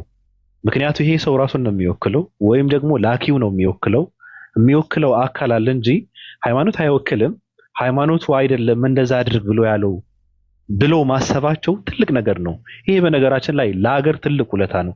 አገር ውስጥ መበጣበጥ አለመፍጠር ማለት እንደነዚህ አይነት ነገራቶችን ሲፈጠሩ ሰፊ በሆነ ልብ ማየት ማለት ነው፣ እነሱ እንዳዩት ማለት ነውና እኔ አድንቃቸዋለሁ። የዛን ያደረጉት ነገር ትልቅ ስራ ነው የተሰራው። የሚመሰክር ሰው ግን የለም። እነሱ ቢሆኑ ግን ሌላ ፖለቲካ ይሰሩ ነበረ እና እንደዚህ አይነት አስተዋይና አገናዛቢ ትውልድ ነው መፈጠር ያለበት። እምነትም ከተባለ እንደዛ ነው መሆን ያለበት። አሁን እምነት ሰላም ነው፣ እውነት ለምንድን ነው የሚሰብከው ምንም የሚባል ነገር አለ። በተግባር ነው ማሳየት ያለበት ብዬ ነው የምለው። ሲቀጥል አንድ ልጅ ኢትዮጵያ ውስጥ እንትን ምንድነው የሆነ እንትኑ አየሩ ተቆጣጥሮት እንትን እያደረገው ነውና ልጁ መሰበር የለበትም። አሁን አዶናይ የሚባል ልጅ መሰበር የለበትም፣ መጠቀም አለበት። ከቻለበት ካወቀበት በጣም የሚጠቀምበት ጊዜ አሁን ነው። ወጣት ነን የምትሉ ሰዎች 21ኛው ክፍለ ዘመን ላይ የምትኖሩ ሰዎች እንደነዚህ አይነት ሰዎች በመከተል ራሳችሁን ዝቅ ማድረግ የለባችሁም እናንተ ማለት ነው። እኔ አልከተላቸውም፣ ሀሳባቸውም አልስማማም። ምንድነው አሁን ለምሳሌ ቃሉን ልጠቀም፣ በመሰገጥ ምንድነው ዓላማህን ማስፈጸም የሚባል ነገር አለ። ኦኬ፣ በመሰገጥ ዓላማቸውን የሚያስፈጽሙት እነሱ ምንድነው? ፌመስነትን ነው። ስለዚህ በመሰገጥ ፌመስነትን ለአንተ ምንም ትርጉም የለውም። ፌመስነት ወደ አንተ ራሱ መምጣት አለበት አንተ በመስራት እንጂ እንደምንም አድርገህ ደክመህ አንተ የምታመጣው ከሆነ ዓላማ ፌመስ የመሆን ከሆነ ምንም ትርጉም የለውም። ስለዚህ ልጁ መሰበር የለበትም፣ ይቀጥል፣ መጠቀም አለበት። ወጣት ነው። እኔ ልጁ ላይ ምንም እንትን የለብኝም። ምንድነው ኦርቶዶክሳውያን ፖለቲካ ሲሰሩበት ነበረ። ትናንት ሰይጋም የሚመታ ልጅ ነው ተብሎ እንትን ሲያደርጉት የነበሩ ሰዎች፣ ጆሮአችንን አንሰጥም ሲሉ የነበሩ ሰዎች ማርያም ስላለ ብዙ ፖለቲካ ሲሰራ ነበረ። አክሱምም እንትን ውስጥ ገብቶ ሲያጨቀየው ነበረ። ይመቸው። ምክንያቱ እሷ ኦርቶዶክስ ከዛ በላይ ስላልሆነች ማለት ነው፣ ከዛም ስለማታልፍ ማለት ነውና እንደነዚህ አይነት ነገር መሰገጥ ቁም ነገር አይደለም። መሰገጥ የሰዎችን ሐሳብ አለመቀበል ነው። የሰዎችን ሐሳብ ባለመቀበል ደግሞ ዓላማን ማስፈጸም ማለት ትርጉም የለውም። አንተ ስራህን የምትሸጠው ስራህን የምታሳየው ለሰው ነው። የሰራኸውን ስራ የሰው ገበያ ላይ ነው የምትሸጠው። ስለዚህ ሰውን አላዳምጥም ሰውን አልሰማም በማለት የምታስፈጽመው ምንም ነገር የለም። ሰው የተፈጠረው ከሰው ነው። ሰው የተፈጠረው ለሰው ነው። ሰው የሚኖረው ከሰው ጋር ነው። ስለዚህ ከሰዎች ጋር ተግባብተ ከሰዎች ጋር ተስማምተ ከሰዎች ጋር እየተቀባበልክ አላማህን የማታስፈጽም ከሆነ በመናበብ በመቻቻል በመግባባት ካልሆነ ምንም ትርጉም የለውም። ስህተት ነው። ስለዚህ መሰገጥ የሚባለውን ነገር አሁን ተማርን የሚሉ ሰዎች ሲቃወሙት እያየው ነበር። አንድ ማን ነው ኢትዮጵያ ውስጥ አንድ የተማረ ሰው አለ ምናምን ሲቃወሙ ነበር ምናምን ነገር እኔ ደግፌው መቃወሙ ትልቅ ነገር ነው። ግን ልጁ በማይሰበርበት እንትን መሆን አለበት። በድሮ አገር እኮ ወታደር እያለ የጠጣበትን አረቄና ያስወለዳቸው ልጆች መሰብሰብ ያልቻለ ሰው ነው። እኔ ሁሌ በመርሄ መሰረት ተናጋሪ ከሀሳቡ በዘለለ ማንነቱ መገምገም አለበት። ገባክ? ኢትዮጵያ ውስጥ ያለ ወጣት እኮ ተስፋ ከመቁረጥ የተነሳ የሚጮህ ሙዚቃ ካልሰማ ራሱ መነቃቃት የማይችል ትውልድ ሆኗል። ስለዚህ በድሉ አቅጅራ መንግስት ሊያግድ ይገባል ብሎ ሲናገር በነገርህ ላይ ብዙ ሰው አልገባውም። ይሄ ልጅ በዚህ ቶኑ ነገ ፖለቲካዊ አብዮት እንኳን ቢያስነሳ ልክ እንደ ኔፓል ወጣት ይከተለዋል ነው። ገብቷል ያልኩት አብዛኛው ሰዎች ግን አልገባም። እኔ እኮ ለዚህ ነው ህዝቡ የአእምሮ ጤናውን ካልጠበቀ መሞቱ ነው ምልኮ። ለዚህ ነው በድሉ አቅጅራ ለመንግስት ማስተላለፍ የፈለገው ነገር መድረክ ላይ ማርያም ብሎ ስለ ጮኸ መኪና ስለተሸለመ አይደለም። መንግስት ያሳስበው እንደው መንግስት ገላገልከው ገባ አይደለ? ግን ምንድነው ማለት የፈለገው ይሄ ልጅ ያለው ተሰሚነት እና ያለው ተደማጭነት ተጠቅሞ ፈምስ ሰግጥ የሚለውን ነገር ካበረታታው ወጣቱ በዚህ ልክ ሞቲቬት የሚያደርግ ከሆነ ልክ እንደ ኔፓሉ መፈንቅለ መንግስት እንዳደረገው የ23 አክቲቪስት ችግር ያመጣል። ገባ? ወጣቱ ደንዝዞ የተቀመጠበትን በድራግ በሱስ ደንዝዞ በሃይማኖት ደንዝዞ የነበረውን ወጣት ሞቲቬት እያደረገ እያነቃው ነው። ልክ እንደ እባብ ቆዳቸውን እየቀየሩ ነበር ወጣቶች። ስለዚህ ይሄ ነገር መቀጠል የለበትም ነው።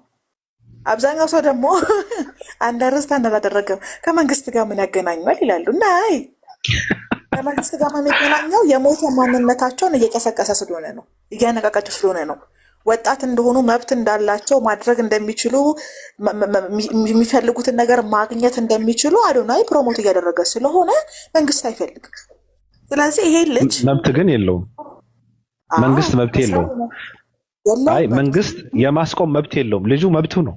በቃ መቆጣጠር የምንችለው አይምሮአችን እንጂ መብቱ ምን እንደሚያደርጋለህ። ለምሳሌ መንግስት አዶናይ ፈምስ ሰግጥ ብለሃል ብሎ አይደለም የሚያስረው። ለምሳሌ ዘንባባ ገጨ ብሎ ካሰረ አይወጣም። ጆን ዳንኤልን በአየር መንገድ አስገብተው እንደወሰዱት አይደል እንዴ? ስለዚህ የሚሄድበት መንገድ እኮ አሁን ፈምስ ሰግጥ ስላል አይደለም። ወይ ዘንባባ ያስገጩታል ወይ ደግሞ አንዱን ያስፈናክቱትና ይወስዱታል። እዛ ከየት አትወጣም እና ቀለን እዛ ከገባህ እንደማትወጣ ማለት ነው። እና ስለዚህ ብዙ ሰው ተጨንቆለትም ፈርቶለትም የነበረው ኢቭን አገጩ ላይ ይሁን አላውቅም አረንጓዴ ቢጫ ቀይ ተቀብቶ አጥፋሉት። ይሄ ጀግና ነው። ፈምስ ሰግጥ በሚለው መርሁ መሰረት ሰግጦ አላጠፋም ቢል ኖሮ ይሄን ቄንጦ ነበር የሚለው እኮ። መሰገጡ የታለ? አሁን መሰገጡ ነው እንትን ያደረገው። የጠቀመው አለመሰገጡ ነው። አለመሰገጡን የጠቀመው እኮ መብቱ ነው። ልጁ አይምሮአችንን ነው የምንቆጣጠረው እንጂ እኛ መንግስት በነገሮች ላይ አሁን ትውልድ ማዳን አለበት። መንግስት የሚያድን ከሆነ ከረሃብ ትውልድ ማዳን አለበት። ከጦርነት ትውልድ ማዳን አለበት። ከሞት ከስደት ከሊቢያ በረሃ ማዳን አለበት መንግስት የሚያድን ከሆነ እንጂ ከልጁ ሐሳብ ልጁ መብቱ ነው። የፈለገው እንደፈለገ መቀደድ ይችላል። መብቱ ነው። እኔ መቆጣጠር ያለብኝ አመለካከቴን፣ አይምሮዬን፣ ወጣትነቴን በመጠቀም እንጂ ይሄ ትውልድ መዳን አለበት ምናምን የሚባለው ነገር ምንድነው? ከምንድን ነው? ምን አገባው መንግስት? ሐሳብ ነው እየተናገረ ያለው ልጁ። መብቱ ነው እንዴ? ምንድነው?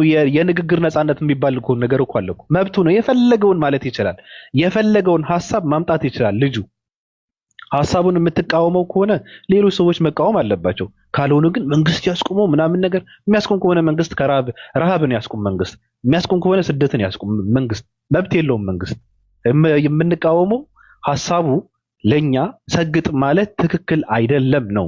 ሰግጥ በመሰገጥ ልጁም ባለመሰገጥ ነው ራሱ ከመታሰር የዳ ነው። አሁን አውፓል እንዳልሽው ማለት ነው። ስለዚህ በመሰገጥ ምንም ልንጠቀም አንችልም። አላማችንም መፈመስ ከሆነም ምንም የምናገኘው ነገር የለም በሚለው ነው እንጂ መብቱ ነው። እንደፈለገ መሆን ይችላል ልጁ። ሶስተኛ ነገር እኔ ማለት የፈለኩት ምንድነው ኦፓ ሶሻል ሚዲያ ላይ በነገራችን ላይ ስንናገር ጆሮአችሁን ሰጥታችሁ ማዳመጥ አለባችሁ። ያው ብዙ ስለተወራ እንትን ማድረግ አለባችሁ። እውቀት የለንም የመሰለንን ነገር በግልጽና በእንትን ስለምናወራ ይጠቅማችኋል ብዬ ነው እንትንም አድርገው። ይሄ ነገር እንኳን ብዙ ሰዎች ያውቁታል። ቲክታክ በአጠቃላይ ሶሻል ሚዲያ ላይ እየተደረገ ያለው ምንድነው? አሁን እኔ እውነት ለመናገር በአርቲስቷም በአዶናይም ድንግል ማርያምም ኢየሱስ ክርስቶስን መሰበካቸው ለኔ እንደኔ ውርደት ነው። ምክንያቱም ምንድነው ሃይማኖት መሰበክ ያለበት አንደኛ ኃጢአት ሲሰራ ከነበረ ሰው ንስሐ ገብቶ እዛ ውስጥ በሚኖር ሰው ብቻ ነው መሰበክ ያለበት እንጂ በአመንዝራና በጋለሞታ በጨቀይና በዝሙተኛ ሰዎችን ሃይማኖት ማሰበክ ማለት ወንጀል ነው፣ ውርደት ነው። ገብቷቸዋል።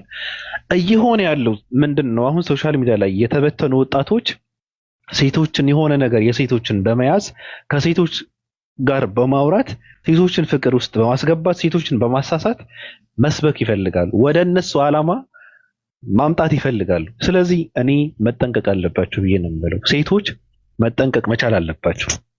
የምትታሰሩት የማትፈልጉትን አምላክ እንድትከተሉ ነው የምትደረጉት። ምክንያቱም በጣም የሚያሳፍር ዘመን ላይ ነው የደረስነው። በጣም የሚያሳፍር ማለት ነው። አምላክህን ወንጀል በመስራት ተከታይ እንዲኖሩ ስታደርግ ከዚህ በላይ የሚያሳፍር ነገር እኮ የለም። ስለዚህ እንደዚህ የሚያደርጉ ሰዎች አሉ፣ መጠንቀቅ መቻል አለባቸው። ሃይማኖተኛ ሰዎች ናቸው፣ ገብቷቸዋል። ስለዚህ በጣም ብዙ ናቸው። አሁን እነ ስማቸው አይጠሬ አሉ፣ እንደዛ ያደርጋሉ። እንደዛ ነው ዓላማቸው ራሱ፣ ገብቷቸዋል። ስለዚህ ከእንደዚህ አይነት ነገር ራሳቸውን ጠብቁ። ሲቀጥል እኔ ማለት የምፈልገው እውነት ለመናገር እኔ የሰው ልጅ ሞራሉም ቦታው ክብሩ ከፍ የምታደርጉት እናንተ ናችሁ እዚህ ጋር ያላችሁ ሰዎች። እና አንድ ሰው ሰለምኩ አለ ሙሐመድ ነኝ ምናምን አለ እንትና ሙርሌ ማለት ነው ጨባ ሰለምኩ ምናምን ሲል በቃ ፖለቲካ ተሰራ ምናምን ነገር። አንዳንድ ሰዎች እንዴት ነው የተረዱት? ይሄ ልጅ እውቀት እንዳለ በቃ ትልቅ ተጽዕኖ ፈጣሪ እንደሆነ አድርገው ነው የተረዱት። ገብቷቸዋል። ለሱ ትልቅ ቦታ አላቸው። በተለይ ሰለምቴ ነን የሚሉ ሰዎች፣ አንዳንድ ሰዎች ቦታ ያላቸው ሰዎች አሉ። መጥቶ ሲያወራ የነበረው ምንድነው? ከሰለሙ ሰዎች በእውቀት የሰለምኩት እኔ ነኝ ማለቱ ምን ማለት ነው? እኔ ስመለስ እናንተ የማታውቁት ነገር አለና ከእስልምና ስወጣ እኔ እናንተ መውጣት አለባችሁ። ከእናንተ በላይ እኔ ማቀው እውቀት ስላለ ማቀው ነገር ስላለ እኔ ከወጣው እናንተ እዛ ጋር ቁጭ ማለት የለባችሁ፣ መቀጠል የለባችሁ የሚባለው ነገር ነው። ስለዚህ ይሄ ልጅ ሃይማኖት ቀየረ ብላችሁ ውስጣችሁ የሚናጋ ሰዎች ካላችሁ መመርመር አለባችሁ። እንደነዚህ አይነት ሰዎች ከየሆነ ሃይማኖት ወጥተው የሆነ ሃይማኖት ውስጥ መግባታቸው እናንተ ውስጥ ተጽዕኖ የሚፈጠር ከሆነ ምንድነው ውስጣችሁን፣ ማንነታችሁን፣ አይምሮአችሁን፣ ልባችሁን አሳልፋችሁ የሰጣችሁ ሰዎች ናቸው ማለት ነው። በማንንም ሰው ፍላጎትም ሐሳብም ሃይማኖታችሁን መቀየር የለባችሁም። ውስጣችሁ እንድትቀይሩ በቃ ውስጣችሁን ማዳመጥ መቻል አለባችሁ። ቀይር ካለ መቀየር ነው። አይ የሚል ከሆነ ውስጥ ቁጭ ብለህ ባለበት መቀጠል ነው። ሳታውቅ መቀየር የለብህም። ምንድነው ልጁ ሲጠየቅ ባለፈው አላውቅም አለ። እውቀት ሳይኖርህ ነው የቀየርከው? እኔ አለ ነብዩ መሐመድ ምንድነው አሳፋሪ ማንነት አላቸው ምናምን ነገር አላሉ። በእርግጥ እኔ ያልሰማሁትም እንደዛ አሉ። እኔ ኮመንት ነው ያየሁት። በነገራችን ላይ አሳፋሪ ማንነት ቢኖራቸውም ተጠርተህበት መጠራት አለብኝ ብለህም አምላክህንም ሰድበህበት አምላክ ብለህ እንትን ያመንከው የተከተልከው ዛሬ የሰደብክበት ስም ነው፣ እንድሰድብ ያደረገህ ነው። በነገርህ ላይ ሳትፈልግ የተከተልከው ሳትፈልግ የተሸከምከው የተከበረ ስም ነው። ገብቷል? ማንንም ሳያስገድድህ ራሱ ስሙ ራሱ ትልቅ ስም ስለሆነ አንገትህን እንትን አድርጎ ተሸክመው ኑረዋል። በነገርህ ላይ ሃይማኖትህን እንድትሳደብ አድርገዋል፣ ያለምንም እንትን ማለት ነው። ስለዚህ እውቀት የለም፣ ምንም የምታውቀው ነገር የለም። አሁን አንተ መታከም ነው ያለብህ፣ ሙርሌ መታከም ነው ያለብህ። ጭቃነህ አንዴ ይቅርታ፣ አንድ ሰው አለ ወድ መቀሌ ምናምን የምትባል ሰው። እኔ ሰዎችን ስማቸውን እየጠራው ካላወራው ደስ አይለኝም ራሱ። ወድ መቀሌ፣ ወድ ትግራይ ነው ወድ መቀሌ ምናምን የምትባል ሰው ዝም ብለህ አትለፋደድ። እኛ ላይ ፖለቲካ መስራት አይቻልም። ኦርቶዶክስ ነበርክ፣ ጠነጠጥክ፣ ሰለምኩ አልክ፣ ውሸት ነው። አልሰለምክም፣ አልሰለምሽም። ወድ መቀሌ ምናምን የምትበይ አሮጊት ሴት አልሰለምሽም እኮ። ለምንድን ነው ፖለቲካ የምትሰሪው? እኛ ባለንበት እና ሌሎች ደግሞ አንቺን ከጭቃ መስራት የሚችሉበት እውቀት የተሸከሙ ሰዎች በሚገኙበት ቦታ ላይ ፖለቲካ ትሰሪያለሽ። ዋው ትላለች ደግሞ ሲያወሩ ምናምን። እኔ በጣም ነው የሚያስቀኝ። እዚህ ጋር ቁጭ አድርጌ እየጠየቅኳት እንትን ስላለኝ ነው። ዝም ብዬ ያለ ምክንያት አይደለም። እኔ በእሷ እንኳን እንትን ማድረግ አለብኝ እያላምነው። ለምን መሰለህ ባቢ፣ ይሄ አሁን ጓል መቀሌ ባደረገችው ነገር እዚህ ቤት ራሱ አንተ ቤት አምጎድ እኔ ለምናገረው ነገር ኃላፊነት ወስጄ ነው የምናገረው ስል ሁሌ በምክንያት ነው። እዚህ አንተ ቤት ስለ እስልምና ስትጠይቅ እና ስለ አላህ ስትጠይቅ በቃል ተናግሬያታለሁ። ኢቭን ዩቲዩብ ላይ የሚያየሁት ይመስለኛል ተጭኖ ማለት ነው። አንቺ ስለ ሃይማኖታዊ አምላክ ህልውና ወይም ማንነት ወይም ደግሞ የነገረ መለኮት የሚባለው ነገር መረዳትሽ ደካማ ስለሆነ ገባህ። እሷ እንደነ ትራምፕ እና እንደነ ፑቲን ነው የሚመስላት አምላክ። ኢንተርኔት ሲቋረጥብህ ይቅርታ፣ ለ2 ሰዓት ኢንተርኔት ስለምናቋርጥ ልጆቻችን ይቅርታ፣ ዛሬ በዚህኛው በኩል መንገድ ስለሚታደስ ለ30 ደቂቃ ከቤታችሁ እንዳትወጡ የሚል ነው። ገባ። ስትታመምም ስትቸገርም ሞትም ስታጣም እንደዛ ነው ይመስላል። ለዚህ ነው ስናገር እዚህ ቤት የነበራችሁ ሰዎች አዎ ሰምተናል በሉ። ጓል መቀሌን እንደውም እሷ ኦፓል ጓል መቀሌ እንዳሰልም ነው እንዲህ የምትዩ ብላችሁ ከታች ስትንጫጩ ስትበጨርቁ ነበረ። በነገራችሁ ላይ ኮሜንታተር አስታውሳላችሁ ብያ በሰዓቱ የነበራችሁ ሰዎች አንቺ መጠየቅ ያለብሽ ስለ አላህ አይደለም፣ መጠየቅ ያለብሽ ስለ እግዚአብሔር አይደለም። እስልምና ለአንቺ በዛብሻል፣ ይከብድሻል። ከምንም በላይ መጀመሪያ ፈጣሪ የሚለውን የፈጣሪ ይሄ የባለቤትነት መብቱን የፈጣሪን መብትና የፈጣሪን አቅም አክሴፕት ማድረግ አለብሽ፣ መረዳት አለብሽ ብዬ ስናገር ተነፋርቃችኋል ኮሜንት ላይ። ለዚህ ነው ሁሌም ከእናንተ እኔ አንድ እርምጃ ቀድማለሁ የምላችሁ። አንዳንዴ ይሄ ከንቱ የሆነ ጉጉት፣ ከንቱ የሆነ ሙገሳና ተሸካሚነት ተጠያቂ ያደርጋቸዋል። በነገራችሁ ላይ አንዳንድ ሰዎችን የማይገባቸው ቦታ ተስቀምጧቸው። እኔ ቲክቶክ ላይ እንደነበረን ቆይታ እንደነበረን ቲፎዞ ቢሆን እኔ 7 ሃይማኖት እቀበላለሁ። ግን በመኖር ደረጃ እንኳን አለ ብዬ ማላምነውን የሥላሴ አስተምሮን የሬስፔክት ማድረግ ሰው ነኝ። ባቢ ታውቃለህ፣ መጽሐፍ ቅዱስ ሬስፔክት ማድረግ ሰው፣ ወንጌል ሬስፔክት ማድረግ ሰው ነኝ። ሬስፔክት አከብራለሁ። ዛሬ ተጠመቅኩኝ፣ ነገ ጌታን ተቀበልኩ፣ ተነገ ወዲያ ሸሃዳ ያዝኩኝ፣ ከዛ ተመለስኩ የሚባልበት እንደዚህ አይነት ድህነትን የምቀበል ሰው አይደለሁም። በነገር ላይ ሬስፔክት ለምታደርገው ነገር ትጠነቀቃለህ። ሰው ሊጠነቀቅላችሁ ይገባል። ቫልዩ መስጠት አለባችሁ። ለዛ ነገር ቫልዩ መስጠት አለባችሁ።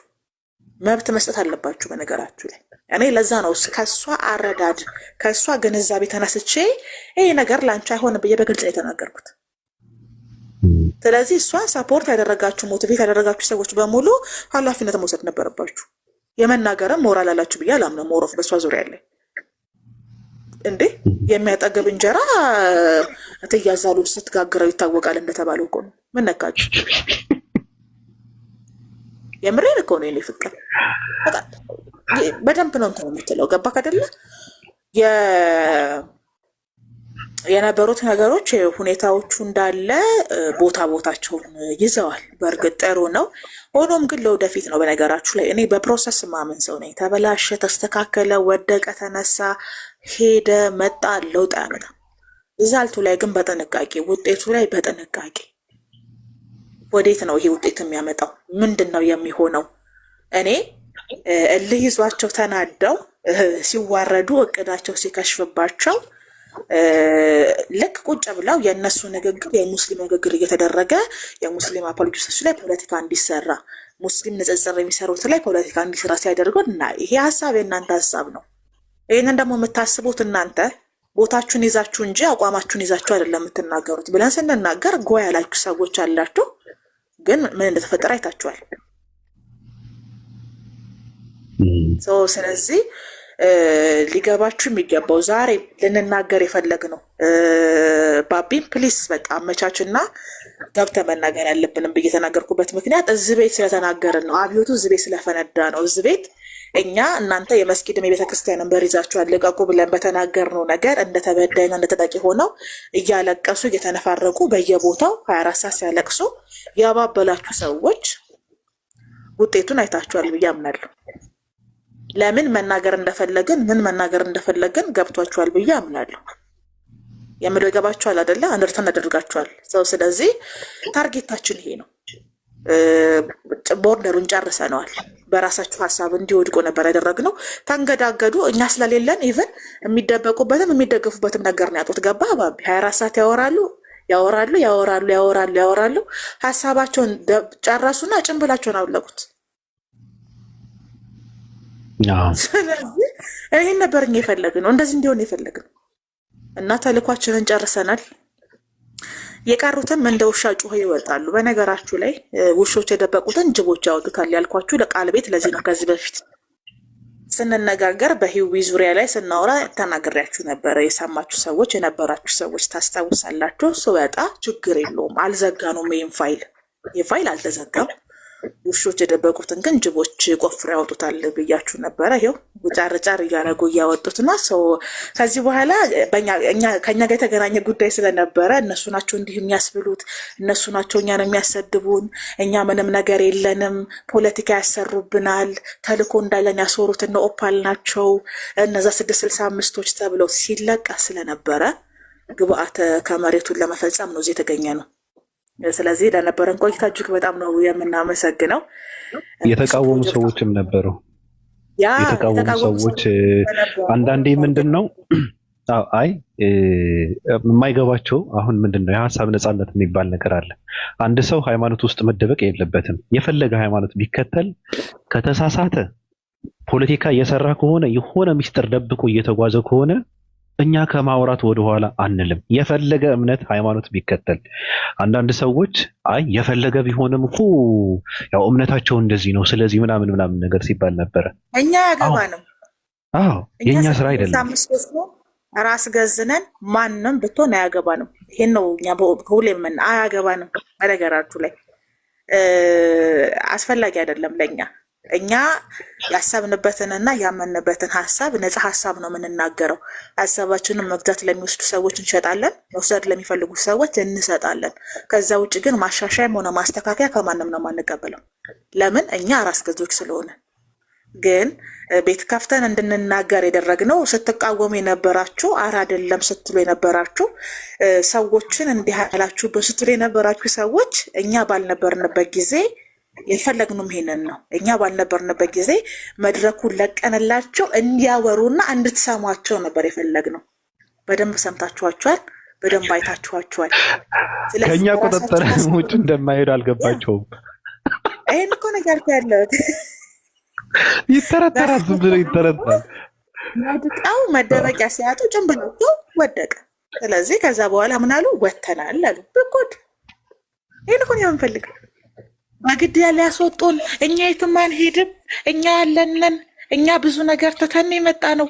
ስንሰልም ዋጋ ከፍለን ነው፣ መርጠን ነው፣ ወተን ነው፣ ወርደን ነው ያሉ ሰዎች ጭራሽ ራእይ አይቼ የነበረ በህልሜ ብዙ ነው። አንዱ ጥቅስ ፈልጎ ትንቢቱ ደግሞ ይለያያል። አንዴ ተኝቼ እግዚአብሔር ድምፅ ሰማው ነው የእግዚአብሔር ድምፅ ልክ እንደ አዳምና ሔዋን ገነት ውስጥ የእግዚአብሔርን ድምፅ ሲመላለስ ሰሙ እንደሚባለው ሙርሌ የኔ ልጅ ልሳል ባልሆነ ልሳል ምን ይሆን ከዛ ምን እንዳልታቀል ካድኩት አለ። ከዛ መጣና ማታ በቅሙ እንዳሰልም መጣና ሰልም ስሜት ወጣ ነው ውስጥ የነበረው ስሜት ድም ብለው ጠፋ አለ። ልት ብሎ ወጣ። ከዛ ከሰዓታት በፊት ጌታን ተቀበለና ከሰዓታት በኋላ ደግሞ ኦርቶዶክስ ሆነ። ይዋጀው ማለት ነው። ስለዚህ መንፈሳቸው የሞቱ ሰዎች በነገራችሁ ላይ የስንት ሄዱ ማለት ነው። የአእምሮ ጤናችሁን ጠብቁ፣ በጣም ይጠቅማችኋል። እዚህ ያላችሁ የኛ ፋሚሊዎች የመጨረሻ ምክሬ የአእምሮ ጤናችሁን ጠብቁ። መንፈሳቸው ስለሞተ እነዚህ ሰዎች በነገራችሁ ላይ ሊቀ ካህናችን የጠቀሳችሁ ሰዎች መንፈሳቸው የሞቱ ሰዎች ናቸው። የትም ቢሄዱ መቆም አይችሉም። ካልተደገፉ መቆም አይችሉም። በነገራችሁ ላይ ሁሌ ነው የምናገረው፣ መንፈሳዊ ህይወት ካለምንም ቅድመ ሁኔታ እና ካለምንም መስፈርት የምትቀበሉት እንጂ የምታነጻጽሩት አይደለም። ሊገባችሁ ይገባል። እምነት የሚባለው ነገር ይሄ ነው። እኔ አንድ ኤቲስት ጓደኛ ኦርቶዶክስ ሆኗል፣ ታውቁታላችሁ ብዬ አስባለሁ። እና ቤስት ፍሬንዶች ነን ቲክታክ ላይ በነበረን ቆይታ። ከዛ ምን ያደርጋል የትም ቤት ይገባና ሙስሊሞችን ሲያገኝ ከሚሳደቡ ሰዎች ጋር አብሮ መዋል እንደ መሳደብ አይቆጠርም እንደ ይላል። ኦልሬዲ ገባ። እኛም እሱ እኔ መናገር ስለማይችል እኔ ሌሎች እንዲናገሩለት ስለሚፈልግ ነው። ገብቷል እያልኩ ያለሁት። ከዛ እኔ ሁሌ ሼር ያደረጉልኝና ከታች ስመጣ እባብ ልቡን አይቶ እግር ነሳው ብዬ ጽፍለታለሁ ማለት ነው። ወዲያው በቃ የሚገባበት ያጣል። በቃ ኮሜንት ላይ ድጋሚ አታየውም። ለ7 ሰዓት ለ8 ሰዓት ኮሜንት ላይ አታየውም። እና እየተከታተልኩ ሁሌ ነው የምጽፍለት፣ ኮሜንት አደርግለታለሁ። ከዛ ምን ሲል ሰማሁ መሰል የሆነ ቤት ከላይ እየተወራ ነው እምነትን ስለማጣት ቲክቶክ ላይ ማንንም ስላለማመን እየተወራ ነበር። እና እኔ አለ ወደ እምነት ከመጣሁ ጊዜ በኋላ እምነት አጥቻለሁ፣ ማንንም ሰው አላምንም አለ። ኢማጂን ወደ እምነት ከመጣ በኋላ ወደ ይሄን ነው የምልህ። እኔ በቃ ፕራውድ እንዴት ሀፒ እንደሆንኩ ለምን አውቅ ነበረ። ቅድም እንዳልኩ ነው። ልክ እነዚህ ሰዎች እንደወጡ እናውቅ ነበር፣ ወተናል እስኪሉ ነበር የምንጠብቀው። እና እሱ ራሱ እምነት የለም ኦልሬዲ፣ ማንንም አያምንም። ወደ እምነት ከመጣሁ በኋላ ማንንም ማመን አቁሜያለሁ። ኢማጂን አማኝ ሆነህ እምነት ስታጣ፣ አማኝ ሆነህ ማመን ስታቆም። በነገርሽ ላይ ልጁን አላውቀውም ማንነቱ፣ ግን እኔ በጣም የሚያሳስበኝ ነገር ቅድምም ሳወራ ነበረ። አንዳንድ ሰዎች በኃጢአትን ወደ ጽድቅ መጣራት የሚባል ነገር አለ። አሁን ምንድነው አንድ ሰው ዝሙትን ታሰራው እና ባሰራው ዝሙት ወይም በዝሙት አንበርክከህ ወይ ዝሙት በሰራህበት ነገሩ አስረህ ይዘህ ወደ ጽድቅን መጣራት የሚባል ስራ አለ። አብዛኛዎቹ ኦርቶዶክስ ነን የሚሉ ሰዎች አሁን ኤቲስት ነኝ ይልሻል፣ ሃይማኖት የለኝም ይልሻል። በጣም ብዙ ወጣቶች ናቸው። ውስጥ ለውስጥ ደግሞ ስራቸው ምንድነው? ኦርቶዶክስን በመካድ ከኦርቶዶክስን ወጥተናል በማለት ሃይማኖት የለንም በማለት ሰውን የሚጣሩት ኦርቶዶክስነትን ነው ሲሰበክ የምታዩና እንደዚህ አይነት ነገር መጨረሻው ምን እንደሚሆን ግራ ነው የሚገባኝ። ከወጣ በነገራችን ላይ ሰው አመጣለሁ ብለህ ከወጣ መመለሻ በጣም ከባድ ነው። መውጣቱ በጣም ቀላል ነው። መመለሻ ግን በጣም ከባድ ነው። እንደነዚህ አይነት አመለካከት ያላቸው ሰዎች ጋር ቁጭ ብለህ አንተ ተመልሰህ ትናንት የነበረ ማንነትን ለመቀበል በጣም ይከብዳል። ብሮ አትችለውም። እጁ ተቆረጠ፣ ቀዘኑ ቀዘነ፣ ቀዘኑን በጣሳ ተቀበልኩት ምናምን የሚባለውን ተረት ተረት ልትቀበለው አትችልም። ስለዚህ ኦርቶዶክሳውያን አሰራራችሁን ጠንቅቃችሁ ብታውቁ መልካም ነው። የምትሰብክ ከሆነ ባለህበትን ቁጭ ብለህ መስበክ ነው። የምታስተምር ከሆነ ኦርቶዶክስ ነኝ እያልክ ቁጭ ብለህ ሰዎች ወደ ኦርቶዶክስ መጣራት ነው። እውቀትና እውነት ካላችሁ እናንተ ሰዎችን የምታሳምኑበት እውቀት ካላችሁ ባላችሁበት ቁጭ ብላችሁ እንትን ማድረግ ነው እንጂ ሰልም ያለው ብለህ ራሱ ወይ ፕሮቴስታንት ሁኛለሁ ወይ ሃይማኖት የለኝም ብለህ አንዴ ወጥተህ እስልምና ከሚከተሉ ሰዎች ጋር ቁጭ ብለህ ፕሮቴስታንት ነን ከሚሉ ሰዎች ጋር ቁጭ ብለህ ኤቲስት ነን የሚሉ ሰዎች ጋር ቁጭ ብለህ ተመልሰህ የነበረው ማንነትን በፍጹም ልትቀበለው አትችልም። ስለዚህ ትውልድን ባታስጨርሱት ራሳችሁን ገበያ ላይ አውጥታችሁ ባትሸጡ መልካም ነው ብዬ ነው የግል ምክሬ ነው ለኦርቶዶክሳውያንና እንደዚህ አይነት ነገር በጣም እየበዛ ስለሆነ በነገር ላይም እኮ ብያለሁኝ። ብዙ ጊዜ የህዝብ ቅምጦች እንትን አላቸው። ኡስታዝም ፓስተርም ዲያቆንም ይሆናሉ። በዛ ውስጥ ነው እነዛን የአምሳ የራቁት ቪዲዮም ሰብስበው የነበረው ማለት ነው። ገባራቸውን አነቃንቀንባቸዋል። የተነቃነቀ ደግሞ ይወድቃል። ምክንያቱም እኛ መዶሻ አንሰጥም፣ ማንም ሰው ነው የማያጠብቀው ማለት ነው። እና በዛ ውስጥ ያለፉት ነገሮች እንዳለ ጥሮቹ ምንድነው ታውቃለህ ባቢ? አሁን አንተ ተናገርካቸው ነገር ምክንያታዊ አይደሉም፣ ወይም ደግሞ እውነት ያላቸው አይደሉም። ግን በዛ ውስጥ የነበረው ቲፎዞ እና ሸክም በጣም ስለከበዳቸው የመጨረሻ መልሱ የምታየውም ያንን ነው። ጌታ ኢየሱስን የግል አዳኝህ አድርገህ ተቀብለህ ምስክርነት ሰጥተህ ወደ አባቴ ቤት ተመልሻለሁ ካልክ በኋላ ከሰዓታት በኋላ ቫይቡን አይተህ ሲቀዘቅዝ ገባህ። ሌሎቹ ምን አሉ? እኛ ለፍተን ፕሮቴስታንቶች ጴንጤዎች ወሰዱት ምናምን ሲባል ጊዜ ቀዘቀዛ። ለካ አብሮኝ የነበሩት ኦርቶዎች ናቸው። እነሱንማ ማስኮረፍ የለብኝም ማስከፋት የለብኝም ብለህ እኔ እኮ አሁንም ኦርቶዶክስ ነኝ ስትይ ኢማጂን ሻሃዳ ይዘህ ከዛ ጌታን ተቀብለህ ከዛ አሁንም ኦርቶዶክስ ነኝ ካልክ ኦርቶዶክስነት በራሱ ከህግና ከስርዓት የወጣ ነው ማለት ነው። ገባክ? ዶክትሪንም ቀኖናም የለውም ብሎ እንደማለት ነው።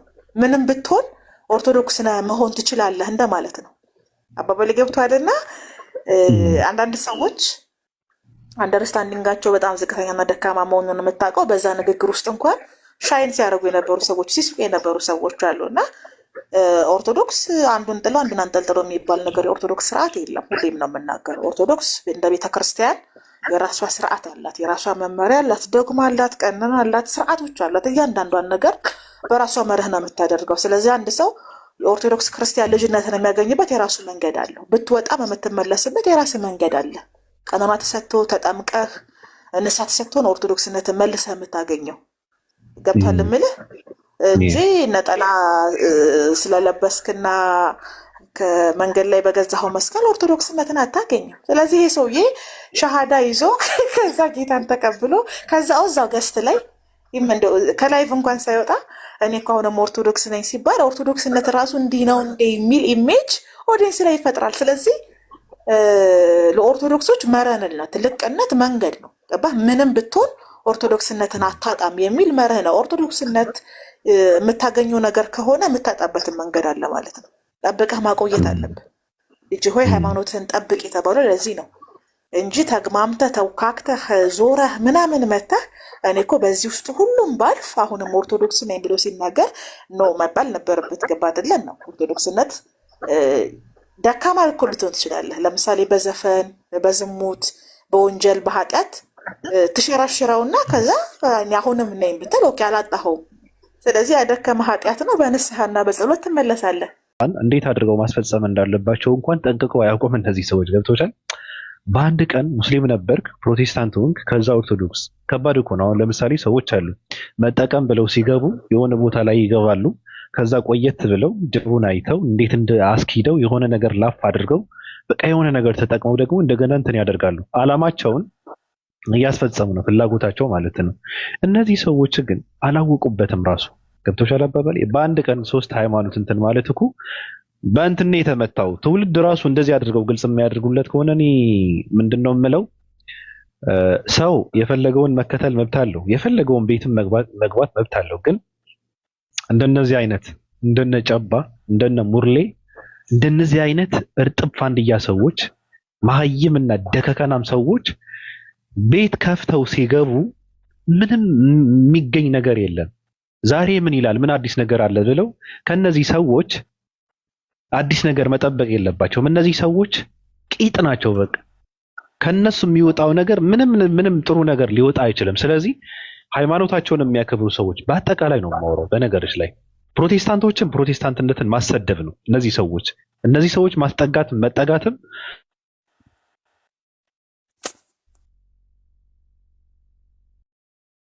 ማሰደብ ነው። ኦርቶዶክስም ሙስሊምም ማሰደብ ነው።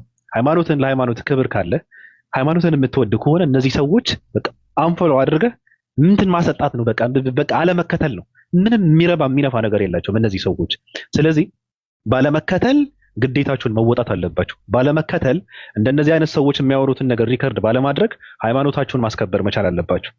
እንደነዚህ አይነት የወደቁ ሰዎችን ሪከርድ አድርጋችሁ የነሱ ድምፅ እነሱ ቤት እየገባችሁ ፖለቲካ ባለመስራት እነሱ እናንተ ላይ እንዲሸኑባችሁ ማድረግ ነው። ስለዚህ ባለመግባትም ሪከርድ ባለማድረግም ግዴታችሁን መወጣት አለባችሁ ብዬ ነው የምለው። ኦርቶዶክሳውያን መፍትሄያችሁ እንደተነገራችሁ ምንድነው? ፕሮቴስታንቶችን ማሸነፍ ከፈለጋችሁ አለመውለድ ነው። እየተወለደ ሁሉ ፕሮቴስታንት እየሆነ ነው። ምክንያቱም ፕሮቴስታንቶች ዘመናዊ ሰው ናቸው። ትውልዱ የሚያስፈልገው ነገር አለ፣ አስተዳደግ አለን። እኛ የእውቀት መሰረት ያለው ማንነት የለንም። እኛ ብር እንድንወድ ለገንዘብና ለብር ሟች የሆነ ትውልድ ነው የተፈጠረው። ዓለም ላይ እንደዛ ነው የሚደረገው። በነገራችን ላይ የገንዘብ ባሪያ የሆነ ትውልድ ነው የተፈጠረው። ስለዚህ የሆነ ነገር ካሳየኸው የሆነ ነገር አሳይተህ እንደፈለግክ አድርገህ ዓላማህን የምታስፈጽምበት ትውልድ ነው የተሰራው። አስተዳደጋችን ነው፣ አመጣጣችን ነው፣ በቃ እንደ ሀገር ነው፣ እንደ አፍሪካ ነው። በነገራችን ላይ እውቀት መሰረት ያለው አስተዳደግ ስለሌለን ኦርቶዶክሳውያን ለእናንተ ምክሬ ምንድነው? ትውልዱ ብር አምላኪ ነው፣ የሆነ ጥቅም ይፈልጋል። ፕሮቴስታንቶች ደግሞ ፖለቲካ ወይም እነሱ መጠቀም ሲፈልጉ እንዴት አድርገው መጠቀም እንዳለባቸው ጠንቅቀው ያውቃሉ። አለመውለድ ነው። መውለድ ማቆም አለባችሁ። ያለ ይበቃል። ያለ ከጸና ያለ ካወቀ ኦርቶዶክስ ነው የሚባለው። እኔ 10 ዓመት ሰጥቼዋለሁ። 10 ዓመትም ከቆየ ነው ኢትዮጵያ ውስጥ ኦርቶዶክስ የሚባለው ነገር ማለት ስም ሆኖ ይቀራል። ስለዚህ ሌሎችን ማሸነፍ ከፈለጋችሁ መውለድን ማቆም አለባችሁ። በቃ አትውልዱ። ኦርቶዶክሳውያን ስንገደል እንበዛለን ምናምን፣ እናንተ ገዳይ ናቸው እንጂ ስትገደሉን ያላቅም። ዓለም ላይ ሁለት ሃይማኖቶች ዓለም ላይ ድሮ ነው ከብዙ ሺህ ዓመት በፊት የጠፉት ኦርቶዶክስ ነን በሚሉ ሰዎች ናቸው። ነን በሚሉ ሰዎች። ከዛ በኋላ የመስቀል ጦርነት የሚባል መጣ። እንትኖቹ ላይ ሙስሊሞቹ ላይ ጦርነት እንትን ተደረገ፣ አልቻሉም። አሁን ደግሞ ፕሮቴስታንቶችን ሲመጡ ምንድነው እንትኖች ጋር እንትን ለማስመሰል ምንድነው መታጠቅ አለብን፣ መደራጀት አለብን፣ ምንድነው ሰይፍና እንትን የተሸከመ ትውልድ መፈጠር አለበት ኦርቶዶክሳውያን ምናምን እየተባለ ነው። አሁንም አይቻልም። ራሳችሁን የምታደኑበት ሌላ ስራ ነው መስራት መቻል ያለባችሁ። እናንተ እንዳላችሁት የምትቀጥሉበትን እድል ካገኛችሁ ትልቅ ነገር ነው። ስለዚህ ምክሬ ነው አለመውለድ፣ ያለው እንዲጸና ማድረግ። መሰረታዊ ትምህርት የሚባል ትምህርት አለ፣ አስተምሩት። ትውልዱ ውሸት ነው በቃ ያደግንበት ውሸት ነው። ምንድነው አሁን ትልልቅ አባቶች መጥተው ቅድም እንትን ስናደርጋቸው የነበሩ አባቶች ሌሎችም አሉ መጥተው እያፈረሱት ነው ትምህርቱ ማለት ነው። መሰረታዊ ነገር ሊማር ይገባል። ትውልዱ ወንጌልን ሊያውቅ ይገባል፣ መማር አለበት። አምላክ ማለት ምን ማለት ነው ማወቅ መቻል አለበት። አምላክነት፣ ሃይማኖት፣ እምነት ማለት ምን ማለት ነው ማወቅ አለበት። ያ በነገር ላይ ባቢ ምን አስታውስከኝ መሰለህ? በስመ ሳናቅ ሰዓት ሁላ ሄዶብናል።